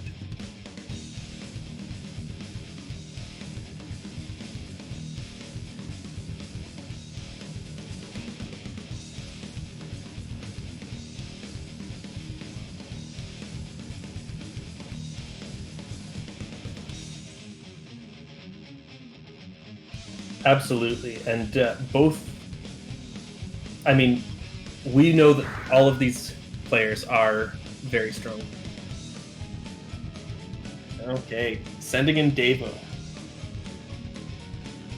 Yeah, it's a good choice. A good choice against Testament. He can dandy behind the Testament's back. He can force break Pile Bunker at any point and do a favorable counter hit or trade. In neutral, Testament's options against that are very limited. Basically, they only have FRC Exhibies to beat it on the ground. Anything else will get, essentially predicted and destroyed by by Force Spray Pile Bunker. So.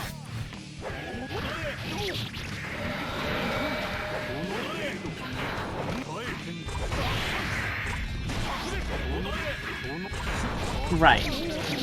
Absolutely. But he's getting something started here. Once the Slayer has meter and gets a read on you, that can be it. That's, I mean, Slayer's a terrifying character like that in general, just that he, does so much big damage. Yeah, here we go. Big damage into a reset. But you see Testament trying to manage the space with some of these webs, just saying, hey, no, please don't move this way. And really dictating which ways Davo can move.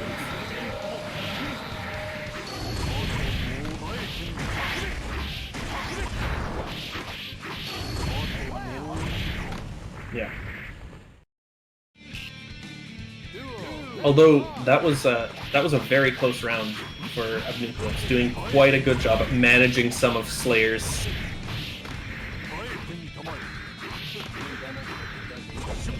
Right, yeah, Abnucalypse dropped some of the conversion potentials he had off the webs earlier on, and oftentimes that's what makes a difference.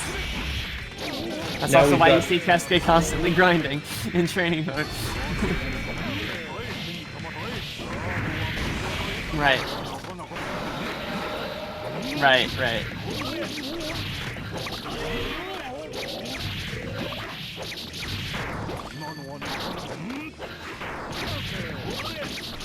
Yeah, I actually played against Abnucalypse in a beginners tournament in October when I started in the beta as well.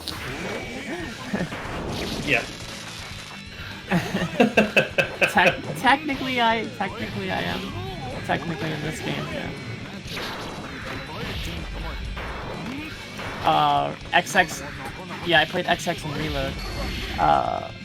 Primarily. Yeah, I played Eddie and I played Testament in XX and Reload. Interesting.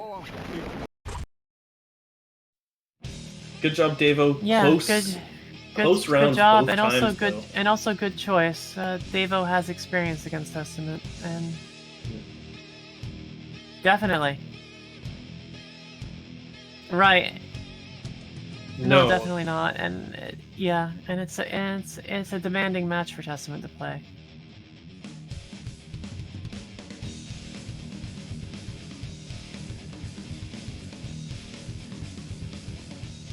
Yeah, it's definitely doable. And it really shows that Exkcal has faith that Ebnuclips can take this. You know, I believe it. With he got all the openings. He got all the openings he needed.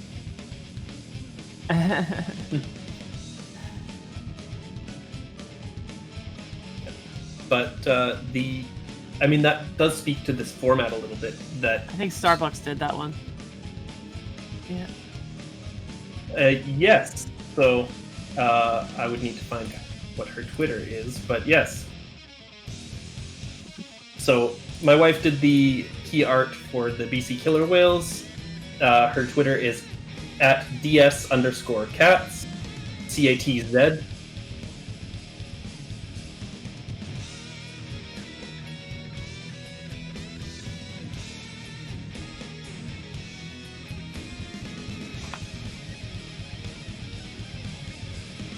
Oh, it does seem like you're muted on the stream. Oh. My apologies, stream. We've been talking with Jawa is this here. better? Yeah, I was talking. We've been talking to Jawa, and my mic apparently is not working. Jawa. That's unfortunate. Thank you, Exkcal. Thanks for pointing it out, Exkcal. That really sucks. I love Streamlabs. So great. Yep. So the two ats in the chat are the artists. DS_cats did the art for the BC Killer Whales, and @Foxes for Sale did the key art for the Seattle Soul Stealers. Definitely look both of these up. It's both of these artists up. All of the artwork for these teams was done by local artists. It's fantastic. Looks like BC's really thinking about who to put in. Yeah, this is a tricky one. They put in a power hitter earlier on. The Davo's a tricky one. Mm-hmm. Yeah, they're probably like just thinking about who is best equipped to take Davo on. They probably don't really want to send in their best, but they also don't want to send the whole rest of their team and get wiped by Davo. Yeah, get wiped. So. That's unfortunately what's happened to Team Saskatchewan more or less last week, I think. Was they were a little bit scared to keep like their strongest player in to take out one of the players, and they ended up getting kind of wiped. Looks like they're sending Zygar in, so this should be interesting. This should be very interesting. I mean, I know that Team BC can definitely take out Davo. Maybe that's just my preference showing, but we'll see how this goes. Now this, again, both of these characters... Yeah, well, they're strong, so it can go either way. Absolutely. Let's see. Both of these characters also very, very aggressive and big damage.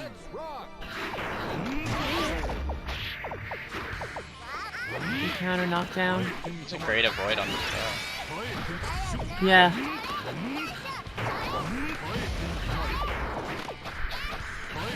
You see Zygar going to the air quite a lot to avoid those long distance lows from Davo. Can't avoid everything.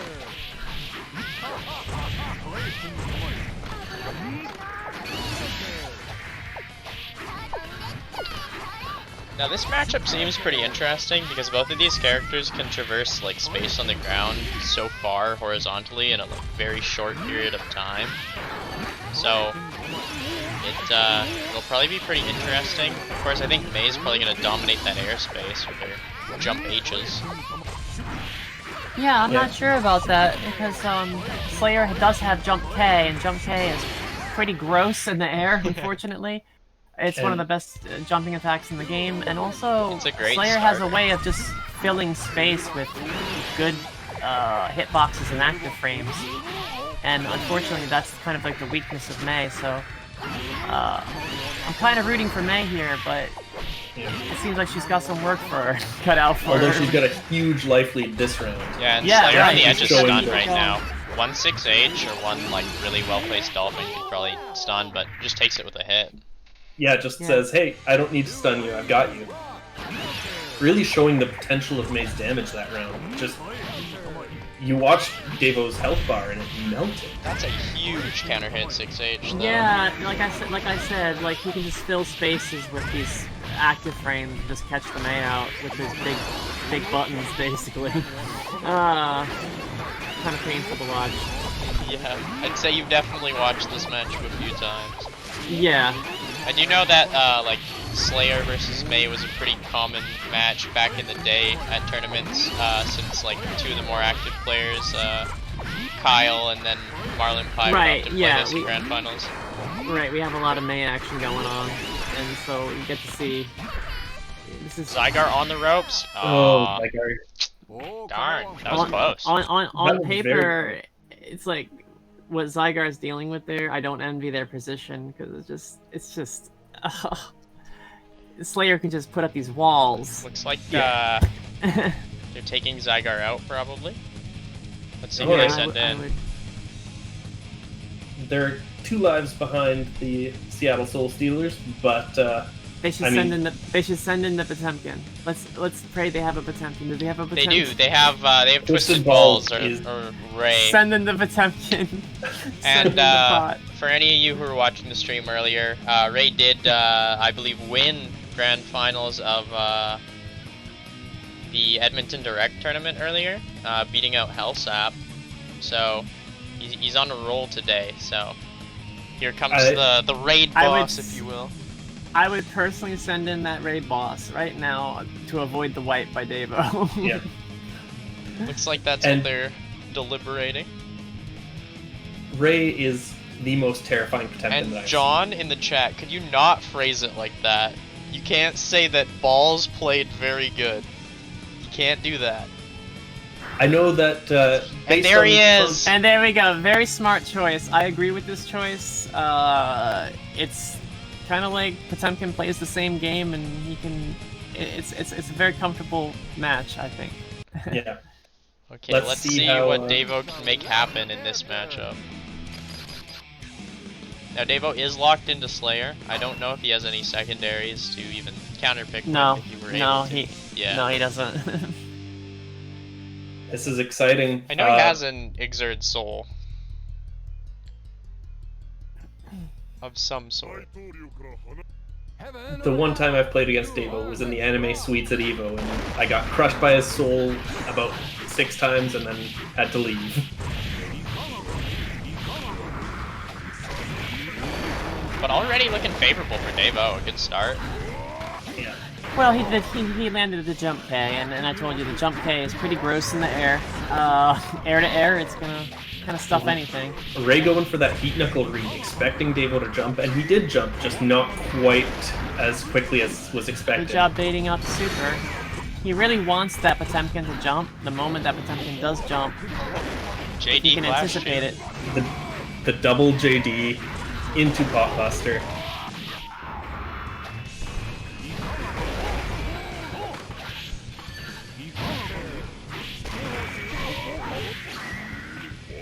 Oh, and good, that is good confirm. Good big confirm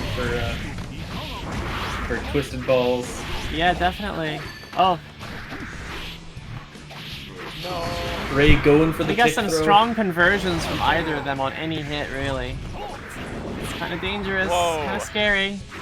That canceled. You don't see that too often. It's not exactly the safest thing in the world. Ooh, but there we go. Alright, Davo taking the first... Davo did a smart thing and opted for crossing up Twisted Balls' inputs. Towards the end there. Which kind of, it's strong against Potemkin. Potemkin either wants that backdash or that Potbuster.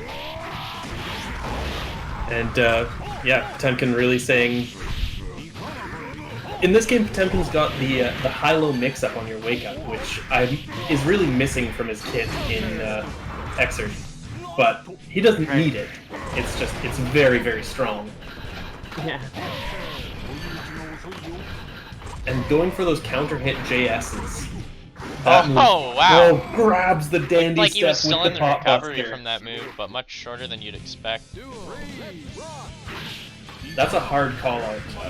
That's very much just the belief that you can. He's coming at you. Just grab him. Easy.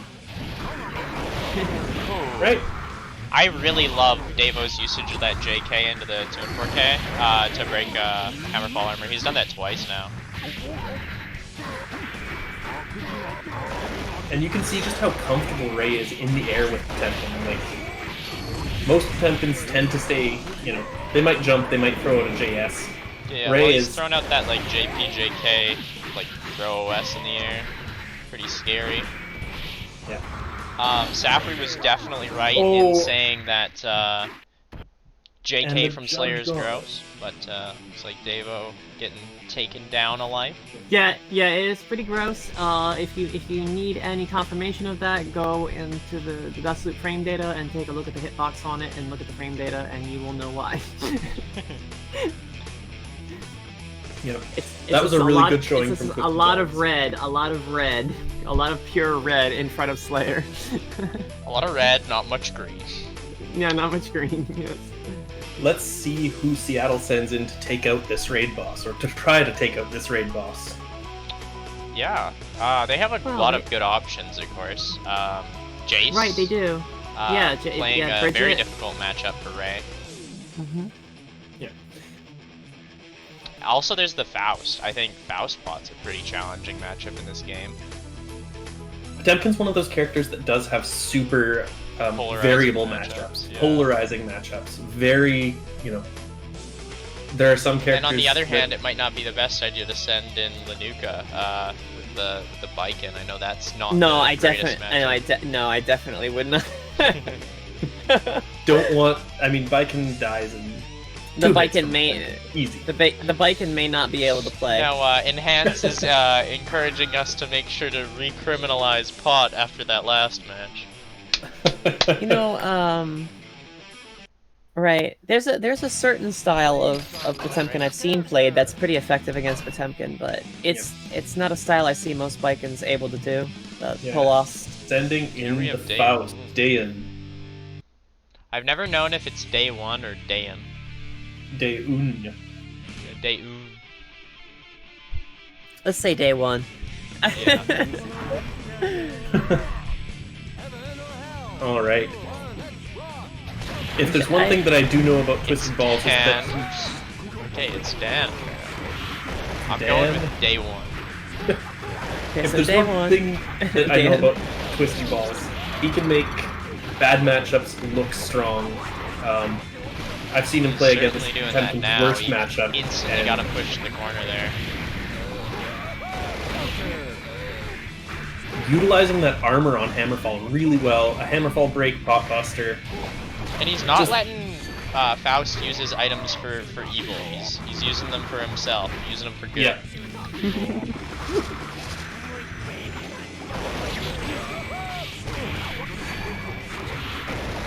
And the slide head, the knockdown, and the overhead. Oh.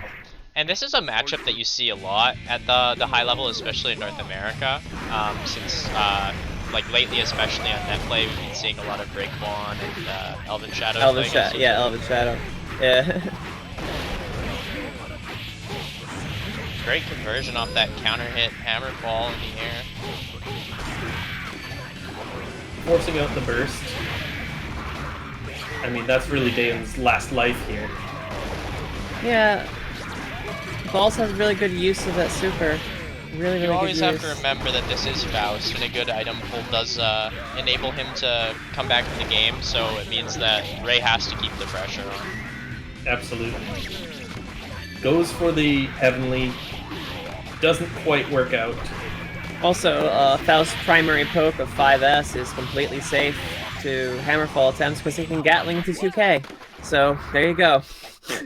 And that was a great like comeback on the round by Day One. Yeah, that was really strong. Oh, Good use of that 5D invincibility. Yeah, the 5D invincibility is such a pain in the butt to deal with. It's a very odd thing to be invincible, but I wouldn't take Faust any other way. There's a meteor incoming, I think. Yep, there it is.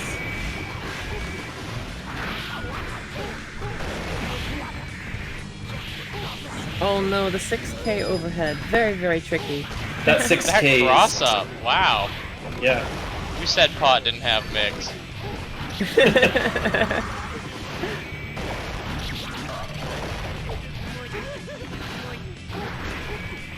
Pot's gonna do something. Oh, no. Oh, he he almost got caught by the Joy Flower. Oh. Holy cow. Very, very good. Very well played. Very well played. Ray already losing a well life. played. Let's see if they leave And I him knew in. the Faust had to end that pot right then and there because the Faust, wow. the pot was about to do something. The pot was about to do something. I could sense it. You could smell the... Yeah, I could sense that something was happening. It was like gonna be a super to the face or a pot buster. Something was gonna happen. Yeah. Just something big. That was a pretty crazy match. In that second round especially, it looked like everything was just about to go Ray's way and it was just gonna be Exactly, yeah, that's what I GG. meant. Yep. That's I could sense it. I could sense it. Yeah. It was about to swing. Again, I think Ray is a very, very strong competitor, and we're... So good It job by looked like Dan. BC's Is that his name, Dan? Good job by Dan. Good job by Dan. Yeah. Or Day One. And here Dan. comes Mr. Dan. Nagai, my buddy, Here goes Nagai, team captain for BC. Send himself team in. captain for BC. Let's see You how gotta this goes. you gotta expect this top tier versus top tier matchup though, you know? Absolutely. This is the battle of the top tiers, you said? Oh yeah. Okay. And everybody complains about Testament, they complain about Zappa, but nobody talks about how bullshit both of these characters are. I've seen people in chat saying that Dizzy is a war crime. She very much is. Very, Faust very... too, don't let those Faust players off the hook. They know what they've done. But this should be some interesting neutral. Both of these characters have really interesting ability to control the matchup range. Right. But it looks like the Faust really wants to opt fight in mid-range, not really give any breathing room to Dizzy, because if you do, that can happen. Yeah. The guy opting for the no Oki Oki? Yeah, that looked like it may have been a misinput, may have been just... Listen, that's the mix-up. It's coming. Oh, great burst bait by Where's Nagai. bait? Good knockdown by Nagai. Into the corner, into Into the Dizzy Doom. BS. Yes, Yes, and exactly. as Exkcal says in the chat, it's called Void Oki. My bad. Yeah, once the guy gets you into the corner, Yeah. that's pretty much it. Yeah. Nagai has a very specific type of character that he likes to play, and it's... Bring him to the She in corner. one hit. This, exactly. Set play characters. We've had this discussion many, Yeah, many he plays times. her like most people play Eddie. Or, you know, Yeah. it's like... We're going in. Eddie's Very too good. bad in this game to play like that. I don't know what you guys are talking about. Bottom one character, thank you to Hey, yourself. listen, I came from Reload. That's my experience. I'm talking about Reload, Eddie. It gets you. You floored, you're dead. Alright, so... Really good use Oh, a of... good grab by Dayon. Yeah, Blocks good a use. 6H! Let's go! It's not First blockable. ever. Dayon unfortunately during- not punishing that burst, and that goes to Nagai. Yeah. Let's see if Nagai they leave taking Dayon the in here. I would not be surprised if this is the first player that Washington opts to leave in. Nope, Right, they take- yeah, he's had a strong showing, so... Yep. We'll see who they send in to take out Nagai, who I believe is also one of the raid bosses Dayon on is this team. definitely a good player, but him taking out Twisted Balls there was definitely him punching up, and It was a bit of an upset. yeah, I think it definitely when you make a win like that, like right, it kind of gets your adrenaline going, and so like taking you out of that streak is kind of like taking you off of like you're ready to go, you know, you're hyped up, you're on your Absolutely. A game, so might come to regret that switch, but who knows? Maybe they'll. We'll see who they someone send in. I mean, the lives are pretty close here. The stocks, Seattle just up by 1, and that's easy to switch or easy to Iska have suggesting change. in the chat to save Dayon for the return of Twisted Balls, and here comes Jace. So Nagai versus Jace. This is an interesting matchup. In the first time I ran this event in January, this was actually the final match on the first night, and Nagai took that set, but it did take a while for Nagai to adjust. So It's definitely an in a first interesting to one, setup. it really could go either way. But it looks like Nagai's ready and geared to go. Jace dropping a good stuff. Let's do this. Jace coming back for the revenge for that first red gear. Yeah. So we have It's, two champions going at it. It'll be very interesting to see this. Yeah, these are like the top players of their respective state and province, more or less. Right. Pretty close, yeah. I mean, Yeah, obviously Davo also really good player from Washington, but Jace has been pushing plus R since forever. Yeah, Jace is the tried and true pick. Alright. and It'll we be see interesting to see how Jace opts to do things with Roger in this matchup. While he can definitely get set play going and kind of outmove Dizzy, Dizzy certainly has a lot of movement of her own and good set play. It's much better than Bridget's. baits out the dead angle. And, Right, and the force break spike seems like a tremendous liability for Bridget to deal with in the air. Blocking that max range 5D, that's one of the scariest mix-up options that Dizzy's got in her kit for sure. And look at Jace fighting from a pixel, not scared at all. Baiting the burst. Right. forcing out the burst. Bridget doesn't care. There's no life bar to Bridget. It's like, is Bridget alive? Yeah. You've got a Bridget. Am I running away? But Yeah. a good FD icicle spear to take that match. Gets the grab, ice spike, puts Jace in the corner. And that's the unfortunate thing about that DP is that it is throwable. So that was a good throw OS option from the guy to beat that as the DP clashes with the fish. Absolutely. And I know Nagai is a lab monster, so any of these setups that you see, nothing's accidental when it comes to Nagai's play. Everything is well thought out and well set up. You say this, but it's a Dizzy player, come on. And so, for anyone unaware in the chat, you really gotta watch out for that Roger drop, where he falls out of the sky and does the slide, because the slide hits a low, so it can definitely catch you off guard or set up an unblockable. Big throw, this is probably gonna be it. That's it. Nagai really just showing Evening that, the score, too. He's ready for Jace. He's ready for the rest of this team. Yeah, it's interesting. Right, that ice spike coverage really takes Bridget out of the air. I wonder who they're gonna send in against Nagai. Yeah, I wonder if they're gonna go single lives all the way down and send in Lanuka. The bike and pick into Dizzy is actually a pretty solid pick, if I can say that myself. Biken has some answers to Dizzy that other characters really don't get. Biken's unique defense seems very I may agree with that, however, the Dizzy has such a throw range on her.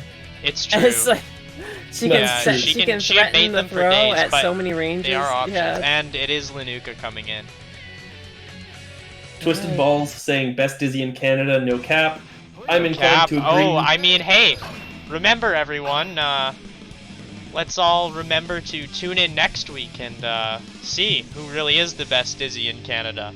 It's true. We'll see Esnuin up against Nagai next week in that exhibition. Thanks for letting me plug, Ray.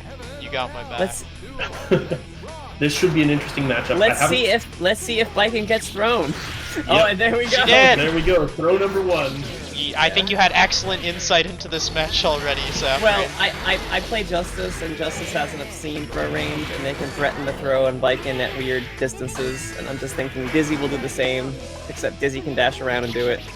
So, Yeah. And pretty that's much the all you other really thing need. about Bikin is that to guard cancel low, you really have to like buffer it ahead of time. So mixing high lows can be very irritating to a Bikin Exactly. Exactly. getting the That's a very 5B good though. point to make. And because of the fact that like the safest way to do it is with negative edge, if you like fake her out or like delay something, Nagai it can coming make back it so with that a the guard pixel. cancel's not safe anymore. That was a very good job on Nuka. They got a very strong conversion from the air hit, because the one weakness Dizzy does have is that she does melt when she gets hit, and but unfortunately it wasn't enough. Popping that bubble, getting the one-hit bubble.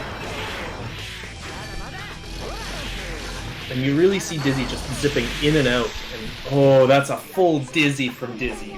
Oh, boy, oh That boy. yeah, that force break spike is so brutal. And burst They got hit into with the throne whole. burst. They got hit with the whole spike. It's so brutal. Yeah. Nagai really just showing Alright, that let's see if they he's choose to comfortable and leave confident, Linuka in, and I cannot tell if that good stuff is in BM or in good sportsmanship. I know Nagai, and I want to say it's in good sportsmanship, but come No, on, man, it's- you can't it's- be doing that. It's 100% in good sportsmanship. I'll speak for Nagai here. That's- Guy doesn't No, have a I BM don't. bone in his body. I don't. Yeah, I don't even think the guy thinks that way. It's just funny. Alright, let's see who they're sending in next. Yeah, Pretty let's even see scores who- all the same though. Like their own. That- This is just BC pulling ahead by 1. That's very true. Longest see, toxic SO. Are you sure that's not you, Exkcal?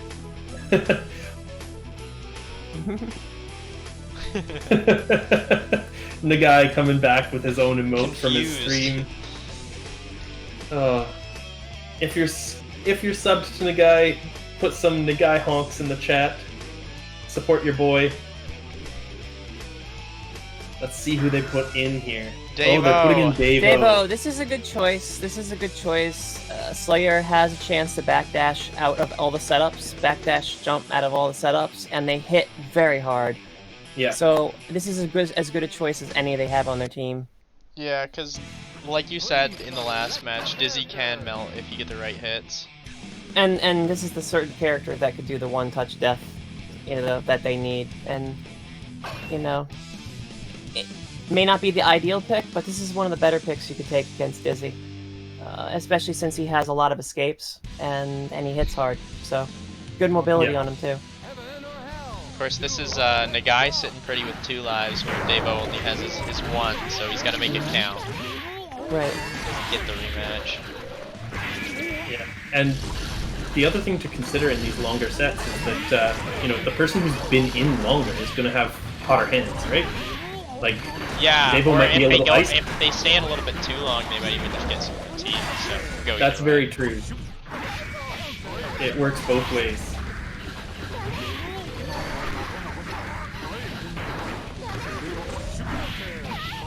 Trying to get out of there, but Great conversion by Davo, unfortunately draw. yeah. Yeah, see this damage. Look at the damage. Oh. But Nagai is really controlling the space here. I like him walking slowly behind that fish, and unfortunately traded popping the bubble. Right, and that's the thing. In this, Davo can make a lot of favorable trades with his character because he just hits so damn hard. So That's very true. Every trade is going to be in Davo's favor, unless it leads to a full combo. But trades Exactly. typically don't. Exactly. So You the say guy this, really needs but to if get he does trade with fish, he can. true. Yeah. There's a few things you don't want to trade with. Right? That's a great way to get it started. Even if the guy manages to stay alive here, he is at high stun. There we saw exactly what you were just talking about, trading with the fish and leading into a combo for Nagai. We went for an air throw reset instead of just chaining into the far slash or the oak. Oh! Yeah, so... it's just overkill.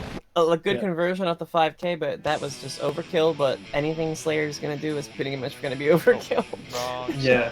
With meter, yeah. Alright. Basically, if Slayer has Oh, FB team captains. meter, they can pretty much forced a death setup on Dizzy. Looks like they're going to probably be sending Twisted Balls back in here.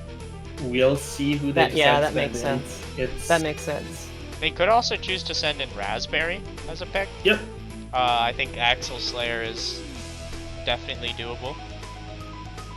Yep. I'm not sure whether it's in Axel's favor, but I trust that Raspberry will be Raspberry's ready a strong to do player. so. We'll see how this turns out, who BC decides to send in. They could, of course, opt to just, like, keep Nagai in there, but choose to think on it. It's true. Keep those hot hands in there. Those were very close rounds, so I wouldn't...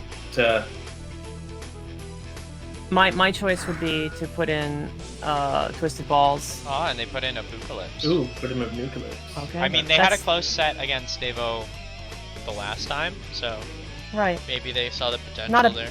Not a bad choice. Not a bad choice. The other thing to consider is that there's also player ego at stake. Maybe Abnucalypse wants this run back, is saying, I almost had him, I can get this.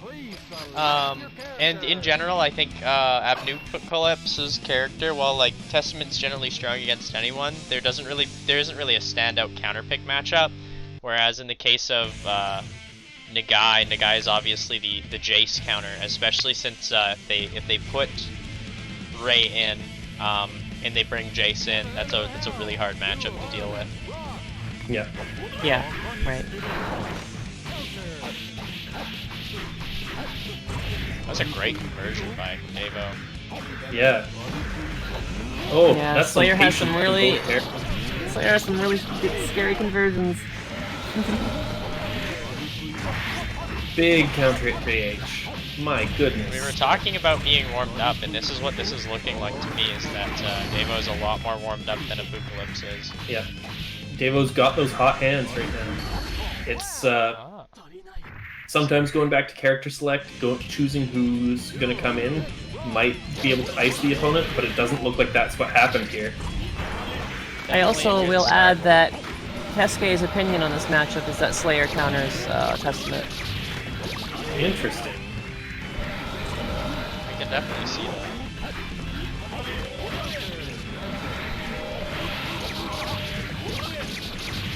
Really good hit, round. really good conversion Yeah. into the corner.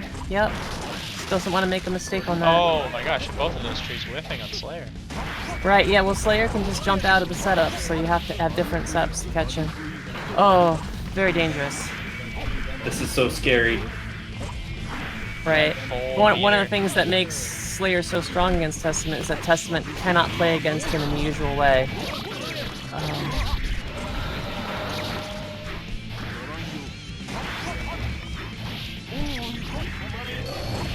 Nice 2H. Unfortunate. Yeah, it's very unfortunate. Oh, and that 5B flipping on the backdash change. Oh, that was That was a close round. yeah. super close. Good stuff from Abnucalypse.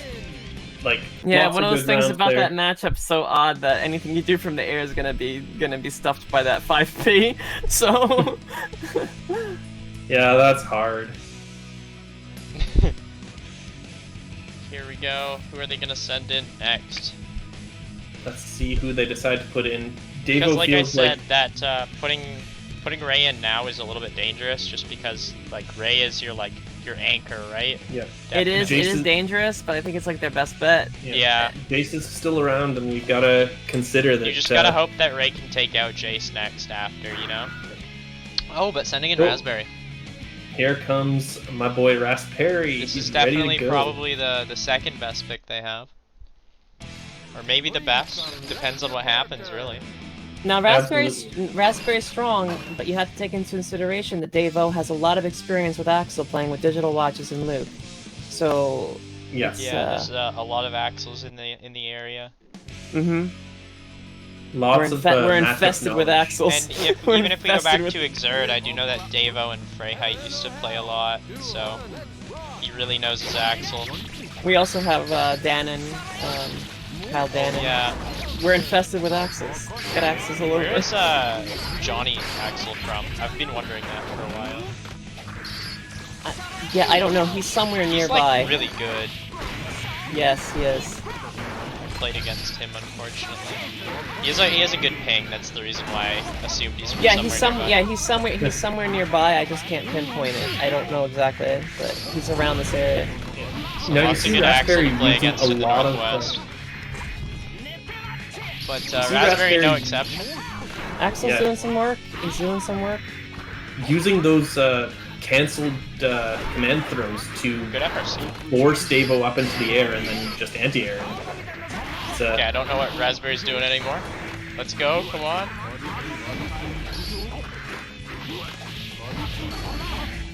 This corner pressure is just smothering.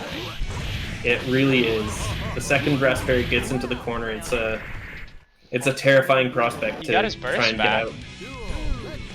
That's good.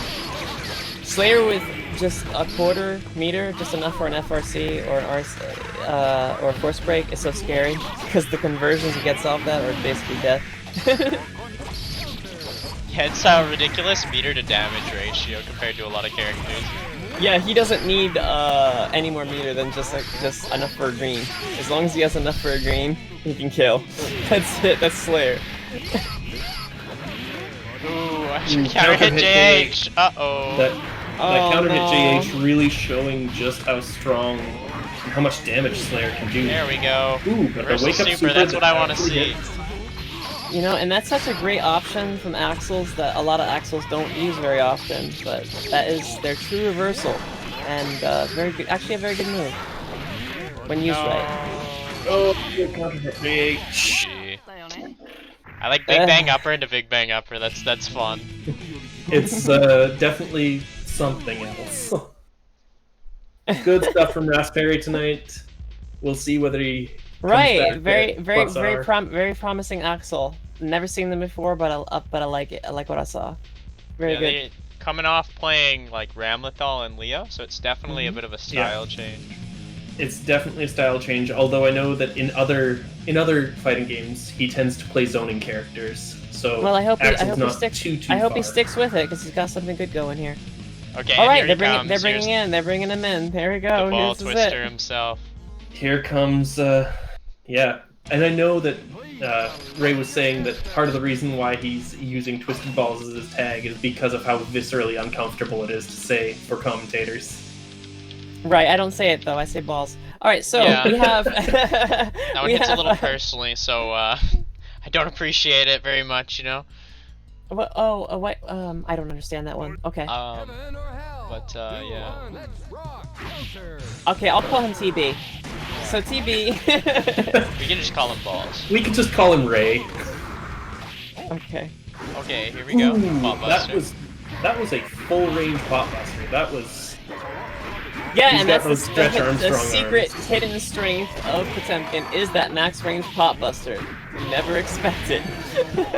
it goes forever, and the tick grab with the 5P. And I also believe it's variable depending on the character, because sometimes the way you stand or the way you sit can smush out your little blue box. Yeah, it's really just Yeah, he's taking him on a ride. he just wants a Oh. hug. Yeah. So Potemkin wants a hug. And we really see that Twisted Balls is comfortable using the backdash to get away and to Yeah, just Potemkin's backdash is so strong. Kniv is really strong in this matchup because he takes away one of the most fundamental strengths of Slayer, and that is the ability to just kill you off a hit. Like, just finish you, end you. And you can't really do that. Oh, and the baited burst. This game. Judge Gauntlet. But even with then, baited burst. even no matter how hard Slayer hits, Potemkin's gonna survive that, right? And he has a chance to come back. Yep.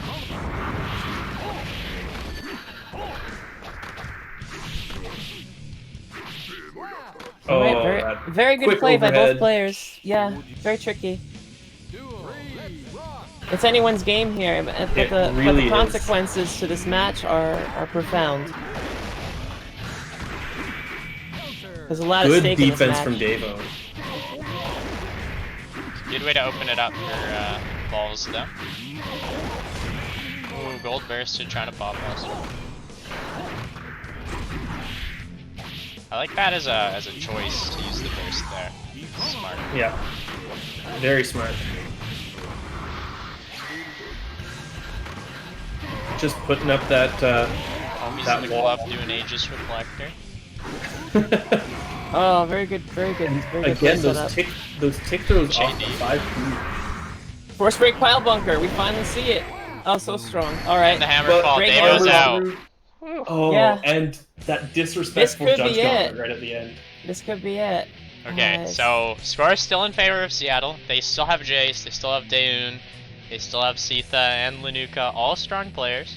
So They're They one still have life Jace. ahead. They still have Jace for this pot, and then they have to contend with Nagai now without the Slayer. Without the Slayer, and that's part of the. And that's that what I'm may be noticing it. about Team BC is between Twisted Balls and the guy, they have strong matchups across. Yeah, the they have a board. good synergy. They have a good synergy. So whoever takes out the other will lose. Right.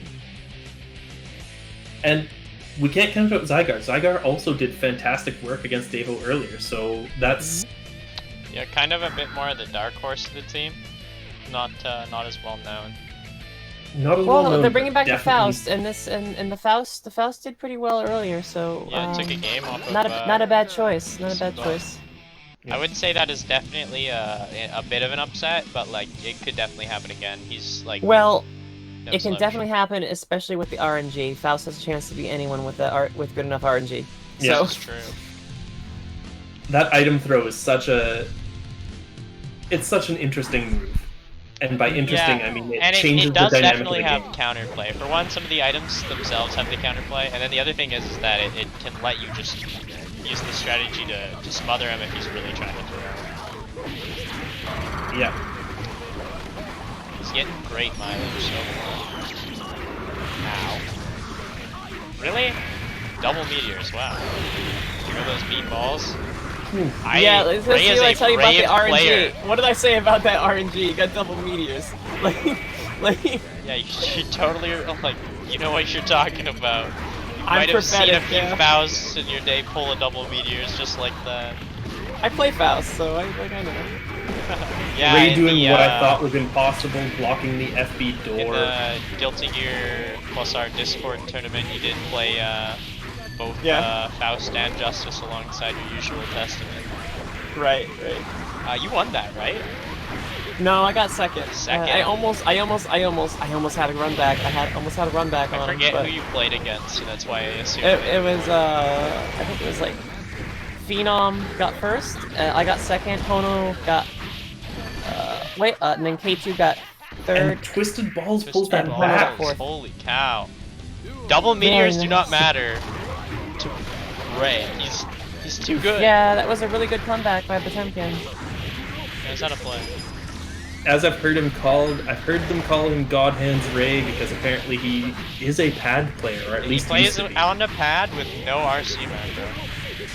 Hey, some of the best eddies I've ever played, I played on a pad, so don't knock This is pad. true. I used to play on pad too. There's Nothing wrong with pad players. I just know that it can both be more difficult. the more Judge well-known Gauntlet. beautiful dude, and then OK, the Japanese player, both play on pad.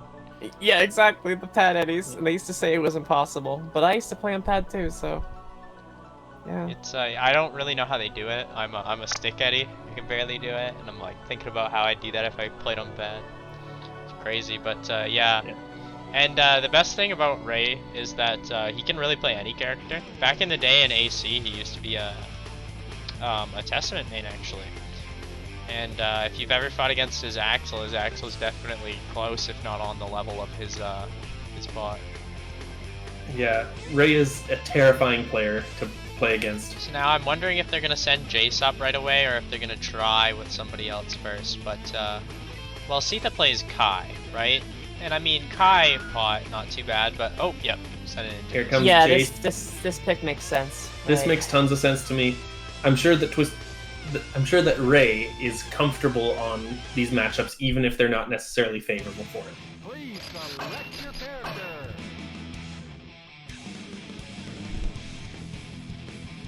Okay, so this is a hard matchup, but it's definitely doable. Like Well, yeah, if you touch the Jace bridge, loses you to win. Raekwon all the time, so of course it goes either way. But yeah.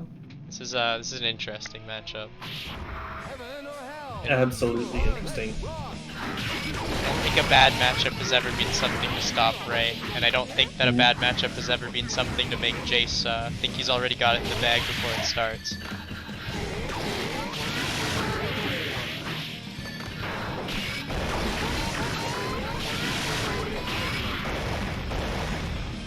It's a great slide head, holy cow. Yeah. Yeah, really good. timed That's the kind perfectly of, for that's the the little kind of slide bit head you where want.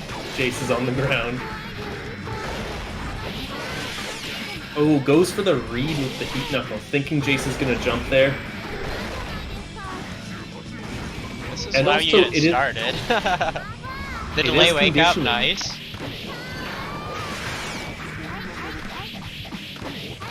If you can condition Jace into thinking that you're gonna try and slap him for jumping. Block. Great blocks, holy cow.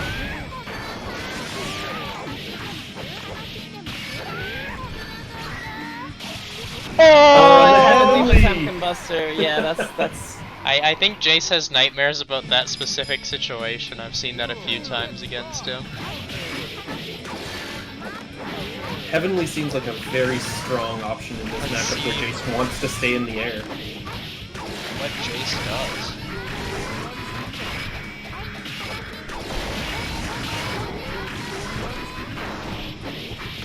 Holy cow, Jace just going. This is textbook round so far. Yeah, this is very much This is awesome the play. Bridget plan. They let I him like keep him away the opting whole to round. use, like, just push himself out of range in this matchup rather than go for hard knockdowns. It's interesting. Not much pot to do to challenge you at that range. Right. Yeah, and then yeah, had the bear between them, and so Heavenly, excellent. Yeah. Yeah, very good. Very good stuff from Jace. But I'm sure Ray will be thinking about how to deal with that. Forces a burst early this round, and it's unlikely that Jace will get the burst back before the end of this set, so that's a big win for Punish on the Ray DP. already. And it's really sucks with Bridget if you get hit into a knockdown with the yo-yo already out.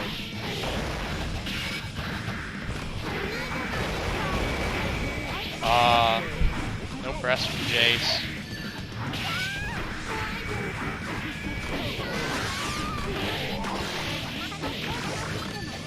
Jace fighting back with just a pixel, but gets hit by the JS. Wow, how did the pot get that high up in the air? You're like, the bridge is at the top of the screen, but somehow pot is even higher coming down with a jump Potemkin's edge. up there. Like, I'm I out. think I'm in. He was I'm like out. teching higher. I'm in. Oh, good stuff I'm from out. Ray. That was crazy. All right. So who are they gonna send in next? I don't know. Yeah, I'm not sure who they've just got Scytha and Lenuka left. It looks like so. The Kai or the Viking first? Kai or I would send the Viking? Kai in first. I think the Kai has a better chance of taking it against Twisted Balls, but Oh, they're we sending shall in see. Lenuka first. Lenuka has been Okay. playing a long time from what I understand, so even though it's a bad matchup, probably not a bad choice to choose. Capable Yeah. player. Oh, but he's popping out. Maybe it is Sitha. Maybe it is Scytha. Scytha. Yeah, Scytha. I think that would probably be the best choice. Not to say that Lenuka's totally incapable of doing it. No, of course not. It's just that It's just a much Viking better blows chance. up by getting grabbed. Kai's got the mines, which are pretty good against Potemkin. The force break Yeah. mines. Lots of ways to break the armor too. Right. Yeah. I know I hate playing against Kai's with my Potemkin. I just hate playing against Kai. I agree, but It's when they start dancing, they start doing that dance in front of you where you can't actually touch them, and they're just like, Wah! Yeah. Throw on the Yeah. fire slash. yeah.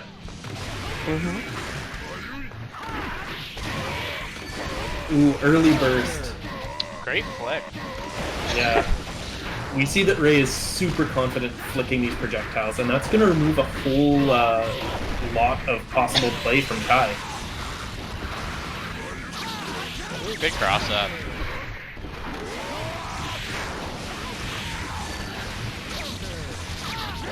Ooh, JD down into the star. Yeah, I mentioned the star is going to be a thing for Potemkin. Oh, the star is going to be a huge thing in this matchup. Right, yeah. On paper, it's just something that... Up again. It's just something that Potemkin struggles with, playing that star. a good job of playing the matchup. Not being scared of Ray, just doing their stuff. Well done. Good first round. And the forced break Greed Sever right at the end there. Certainly, that thing's damn near unblockable. Yep.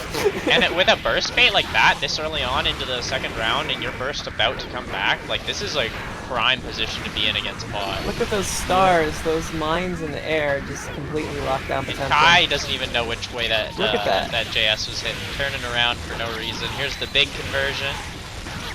6K into Oki projectile. Yeah, and he's got the mine on Potemkin Good trade again. for him. Yep. And I do believe that Potemkin cannot flick those mines at that Oh, height. and the backdash, but no pop buster. But they're just there's a throwing a look at pop He got a buster. pop buster. He was This is saving it. it. Good This bait is it. on the Exkcal Greed Sever. Oh, Oh, JH, the biggest button in the game. there's Scytha bringing it back. All They- right, so this is interesting now because now It's we need one of these. 2-2. Yeah, we I need one just of gotta these to take find out it on Nagai for them to have a overlay. chance. Now, Twisted Ball's out alive, so 2-2. Nagai and Zygar left. Now it's a Kai player here, so I wonder who they're gonna send in. Yeah, I wonder. I wonder whether they're gonna hold Nagai back as sort of their final anchor, or whether they think that it's worth it to send him in right now. There's no Scytha's real. the thing is that volatile. Scytha's so strong. Scytha's so strong that I think they're gonna. It's gonna have to be forced to be a match between Nagai and Scytha. I might be wrong. But Yeah, I mean Zygar's a pretty strong player in themselves too, though. So it really could go either way. It's probably Yeah. just whoever's more feeling themselves at the moment. Exactly. right.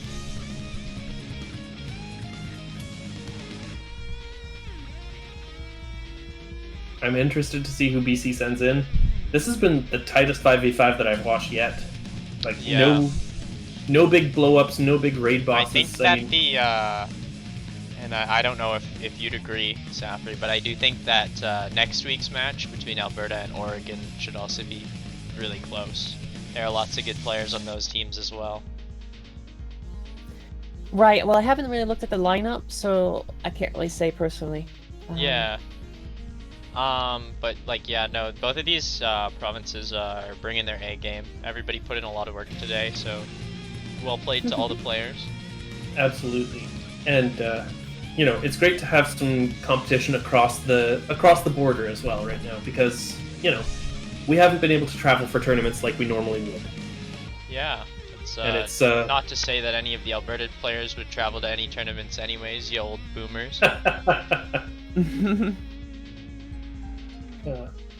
Exactly. Seattle is my favorite province. Seattle's a great province, gotta love it. It looks like they are sending in Zygar, saving team captain for... I made the arrow big instead of moving it. Oops. Good streamer. That is a Now big it's a arrow. really tiny arrow. The arrow just starts growing. There we go. Alright. Here we go. Let's, This is a fun to watch matchup. I watch this one a lot. You see it a lot. These are some pretty common character picks. This should Right, be super interesting. I'm sure you've seen this a lot, Safri, playing in Northwest. Right. That's kind of why I think. Yeah, I kind of feel like May's. I always feel like May's disadvantaged no matter what match they're in, because if they get hit, they just get hit, and if someone can cover space in the air and just throw out a button. See, I don't believe you. I think this character's broken, but I'll take your word for it.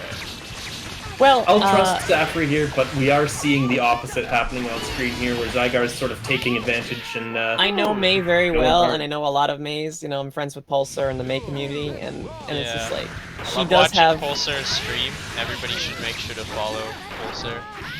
Yeah. Great. Yeah, Cool he's guy. good. Very cool. Right, but like. And They meme about the strength of Mei, but she really has a lot of work cut out for her because if she runs into anyone's active frame, she just loses, and it can lead to a big conversion on her. that was a really nice conversion by Sita there. Exactly. Yeah. See what I'm talking about? Big conversions every time. so it's so tricky. Interesting that watching dolphins hit like JD's. This is a weird burst height to punish from Zygar. Yeah, very strange burst height. Zygar is doing a really good job of outmaneuvering the Scyther projectiles.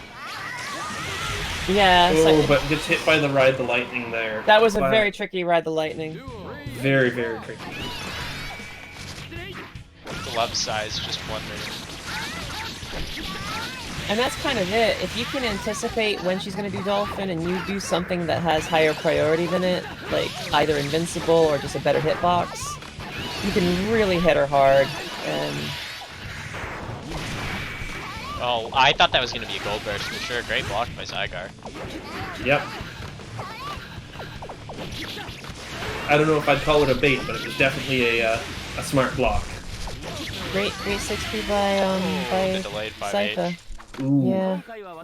That's gonna But be- Scytha comes back, and now it's all on the guy. Right. Well, good showing from the Mei. Yeah, Again, very I good showing I from Zygar. just think it's. I always feel like the Mei has a struggle ahead of them. Oh, I know you guys unchecked probably. the wrong person's life, didn't I? Oops, sorry, Scytha. There we go. So we'll uncheck the life off of Zygar instead. There we go. Alrighty. Okay. So just Now let's go Nagai's Nagai. Team captain gotta bring it through for the team. Bring it home. I feel like in order for Mei to really shine, they need to use Wi-Fi. Ah, that's a good idea. That's what they say in the Pulsar Discord. 300 ping May. Right. With 60 jitter, a 200 jitter. Yeah. My suggestion is to get an old microwave and place it between yourself and the router, and then heat up some popcorn whenever you want. Yeah. I had a friend whose microwave did that in high school, actually. Also, I didn't move the arrow. You're moving Alright. the arrow. You're moving the arrow. All right, so Here we go. this is a very important match, and I Very don't know. important match. Yeah, they both have a lot of things in this matchup they can do. I get to see this matchup a lot. This is the matchup that me and my friends play a lot. So Yeah. this matchup's definitely really scary for Kai, because he has a lot of stuff that she can do. And it's really hard to see any sort of advantage for Kai. He really has to fight for it. Normally, you'd be scared of the big buttons that Kai has, but Dizzy just doesn't really need to care. She can just back away. Yeah, and the guy really showing that he's comfortable dashing out, dashing back in, avoiding those buttons from Kai, and really it's- just saying, Kai's strong air buttons like JH and JS are like so good in so many matchups, but Dizzy just has such great tools to tell him to fuck off, so. yeah, lots of stuff that Dizzy can throw out here. Great tick Right. throw. But Yeah, Kai does have some unique strengths. They have the jump K, which is really good for contesting the air against Dizzy. And it's a matter of who can keep who in the corner longer. yeah. I mean, it's Who can keep who in the what we're corner seeing in longer. this matchup is Scytha really saying to Nagai, "Hey, you're not allowed to run your set play," because Right. Scytha knows that if Nagai's set play gets going, it's not gonna turn Some out great well. patience by Nagai. A much lesser player would have probably pressed into that projectile. Right. Yeah, exactly. I was watching really- that. Baited out the Oh, it baited one, but not the Yeah, they- second. Burst the green sever immediately, and that's And unfortunately gets going to take the- it. Well played by Scytha, though. well played by Scytha. That was a really smart force break icicle from Nagai. Yeah, he was very well played by Alrighty, Scytha. Lanuka That's smart. versus Nagai. Here's the We've got the anchor run fight. back here. Now you said that. You said before that you think Viking has a distinct advantage against Dizzy. I disagree with that because of the throw I don't range think it's on a that distinct Dizzy. advantage. I just think that she has a lot more options than other characters do. Okay. I definitely Alright, think it's fair, Dizzy that's fair. favored. Yeah, I think so too, and Yeah. only just because of the throw range. Yeah. The throw range is just enough. It's just And enough just to in make... general, like Dizzy can keep Viking in pressure and just wait out guard cancels too. Like even if Also, you don't want to you use can- the throw. Yeah. You can opt to attack right before the fish lasers. So we So got you'll have yourself Washington covered. in chat and like the US in chat cheering on the Seattle Soul Steelers. We got all the BC players in the chat. Yeah, I cheering also the guy see to several- close it out. Yeah. I Go see Seattle. several Go of my Seattle. local players. Go BC. Go everyone. Really good. Really Good way good to start. Yeah. Yeah. Whoa. Viking That was showing off her interesting. ability in this game, which is that she sprouted wings just like Dizzy and can fly. She's just all over the place. Flying with Yozansen. All right. Yeah, this is the way Viking that I know like plays very effectively. This if they command the air. Viking actually has surprising like air strength. Ooh, and it looks like Viking's P counter got turned around. I Right. didn't know that it worked like the HPs. The fish, I mean. Yeah, I think that this is the way for Viking to command the match, is to just control the air rather than trying to block and just counter everything. Although that's still an option on the table, but And once again, the guy's set play going, and he's yeah, just showing you're in the that he's- corner with the guy. Yep. You're in. Guard cancels Once again- can't save you from everything. Yep. And OTG And to gets take the it. OTG kill. Yep. That Nagai set play is such a it's such a menace. I've been playing against it for a couple years now, and I still don't know how to block or get out of it. Like I it's, do know how to do- block do- this. do What I replay don't know is how takeover. to take my turn. Yeah, see, that's the trickier part. Yeah. Exactly. You can block it, but how do You you can block how do you it, get but back in? right, exactly. You gotta work your way out somehow.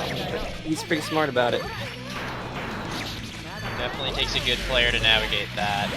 Like I said, as we're in a very small town and there's not like Oh, the guy's fantastic really 5D. Excellent dust by Viking.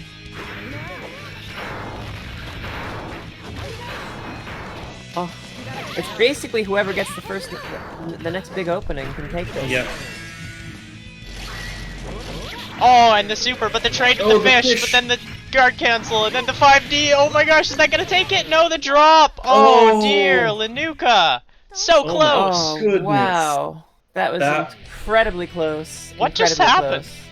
close. I don't even know.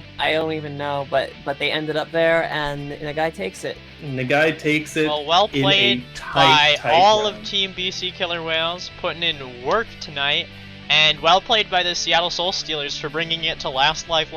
That was certainly the conclusion we all wanted to see, I think. Not Nagai- not Nagai necessarily who even- won, but The Best guy way to saying go in out. chat that was an accident. But it worked. yeah. That's so impressive. That was a really great 5v5. I'm so excited to see that. And so well, I just both want to sides remind did you great. guys to come back next week, May 22nd, for the third night of this month's event, where we're going to be seeing Nagai again in his own 1st to 7 match, alongside lots of other players from throughout the Northwest. And then we'll be seeing a 5v5 featuring the Alberta Gokins versus the Portland Meadowlarks. And of course, Sidios here will be playing up first against Dairy Queen in their 1st to 7 set. And then later on, we'll be seeing Safri here as well, playing for the Portland Meadowlarks, representing. So, Yeah. Good luck with your matches next week, Safri. All right, good luck to you as well, and yeah, great games by everybody. yeah, thanks Yeah, for that was showing a- up, everyone. See you guys next week.